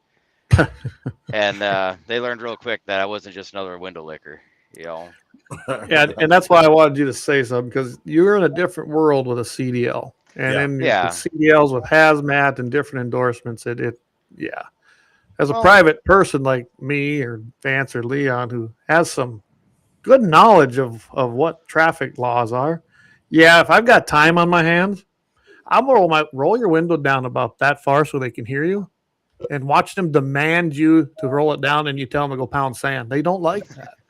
I always say, get a warrant. Well, that's the whole thing is, as a civilian, you have rights. As commercial, you do not. Right. That's true. That's right. And I hope people understand that, like, when I'm pulled over, I'm extremely nice. It depends on how the officer presents to me. It hasn't always been that way. I mean, and what you said right there is a big chunk of it. Like, if a cop back in the day when I had a little bit of a temper, my wife will tell you that the way they approach me, I'm giving you all that energy, buddy, all of it, and a little bit more. But now, I can't be a cop. There's no way I don't have the temperament for it. Like, I'd see some of these idiots out here, and I'd just call them in. Come here, dumbass. Come here. I need to talk to you. That would be my thing. I couldn't do it. But so I respect the badge. I respect what they have to go through. So I'll tell them, I am armed. I got the little one today. It's right here. And blah, this and that. And I got the 300 blackout back there under the seat. But everything is good. Everything is up to date. What do you need? That's me. And I find that more likely than not, they already know who I am. I have decals all over my truck, so they know. Right. And it's a good experience all the way around. And I don't think, and my wife can tell you that I don't think I've had a negative interaction with a police officer in almost 20 years. Like, it's pretty doggone good. I mean, here's a phone and here's a stack of books that we have to carry, and this is the pocket version. That's crazy. We have the phone has the e-logs on it where they track every move you make, don't it? Oh, we're agricultural exempted, sir. Those can pound sand for the moment. And those that don't know what that regulation is, that's 395 1K1. Look it up. It's a fantastic regulation. It's the only one that gives you freedom. But I can tell you that's right now. I mean, that could change overnight, especially if Trump don't get elected, or I should say, when Trump's gone and we don't get a good president, that'll go back. They'll get rid of it again. I'm about to make the needle on the record screech pretty hard here. we've always had the agriculture exemption, Mhm. and when Obama was in office, I know, time out. When Obama was in office, he created a group of regulation called MAP 21. In MAP 21, he extended the agricultural limit from 100-mile air radius to 150. Now, he also forced down our throats e-logs and all the other crap, and two consecutive, what was it, 8 a.m. times off. Like, he's really screwed the trucking industry. But he gave us a little crumb of goodness, and that was the exemption extension. And that was pushed by big trucking companies that could either run partners, doubles, and had the manpower to do it. They wanted to put you little guys out of business. So that's why they said, yeah, go ahead. Because they can, what's that? They're trying like hell. Oh, yeah, it is. So, what do we do, lose Vance? Evidently his, he's older than me. He probably had to go to the bathroom. Couldn't hold bladder. There he is. Nailed it. So, well, I'll tell you what. Let's do a parting shot. Who wants to go first? I'll go first. All right, go, Dave. No, Leon, go ahead. You're first. You got it mixed up, man. Okay. Age before beauty. Do we play the dozens on the Guns in the 701? You know how to play the dozens? I guess not. Okay, no. Anyway, James Comey got indicted again. Yes. So we're going to talk about that Friday on Blackbeard Logic, plus the whole host of things. And tune in Thursday, I think, is Open Range. Me and Perry Schumacher, we're going to chop up a ton of topics. So awesome. That's my shot. Perfect. Vance, I'll just go next to you. Love God, love family, love country, and love the outdoors. And join us Sunday mornings at 8 a.m. Central Time to love on God and love the outdoors. Oh, absolutely. It's great. I love listening when I'm not sleeping because I've been up calving all night. So Dave, go for it, Dave. Well, it's something. It's the mission statement for 701 Marksman. Get on ndssa.org. Absolutely. Look at the schedule. Look for the people. The phone numbers are there. It doesn't matter if you're a novice shooter, the greatest shooter on the planet. We have them all here. Come out and play with us. If you're shy, I mean, approach me. I'll gladly give up my rifle for the afternoon for you to go. Well.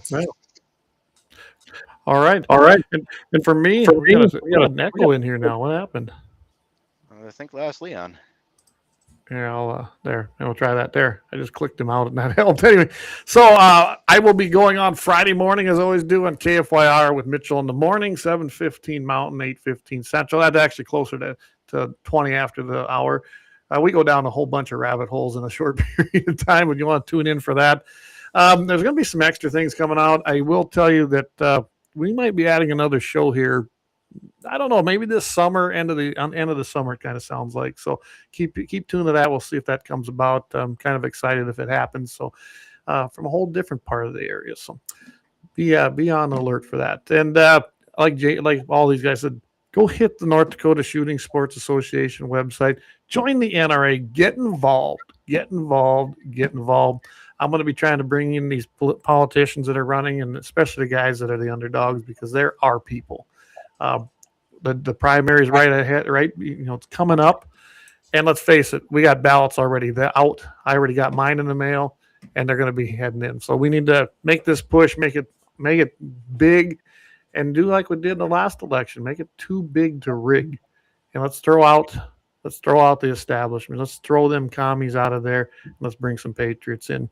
And as you said, Vance, God controls it all. Love God, love Jesus. The only way to God's kingdom is going to be through Jesus Christ. And what a gift. What a gift, his sacrifice for all of us. So that's all I have, everybody. Stay tuned for upcoming programs and shows. I know that we're going to be doing a roundtable with Jamie. I think that'll be kind of fun. We'll be doing that here on the GAT701 network. And I enjoy everybody tuning in each and every week. Again, Tuesday nights right here at 7 p.m. Mountain, 8 p.m. Central. With that, everybody, keep your powder dry and don't forget to pray each and every day and thank God for the blessings that we have. Catch everybody.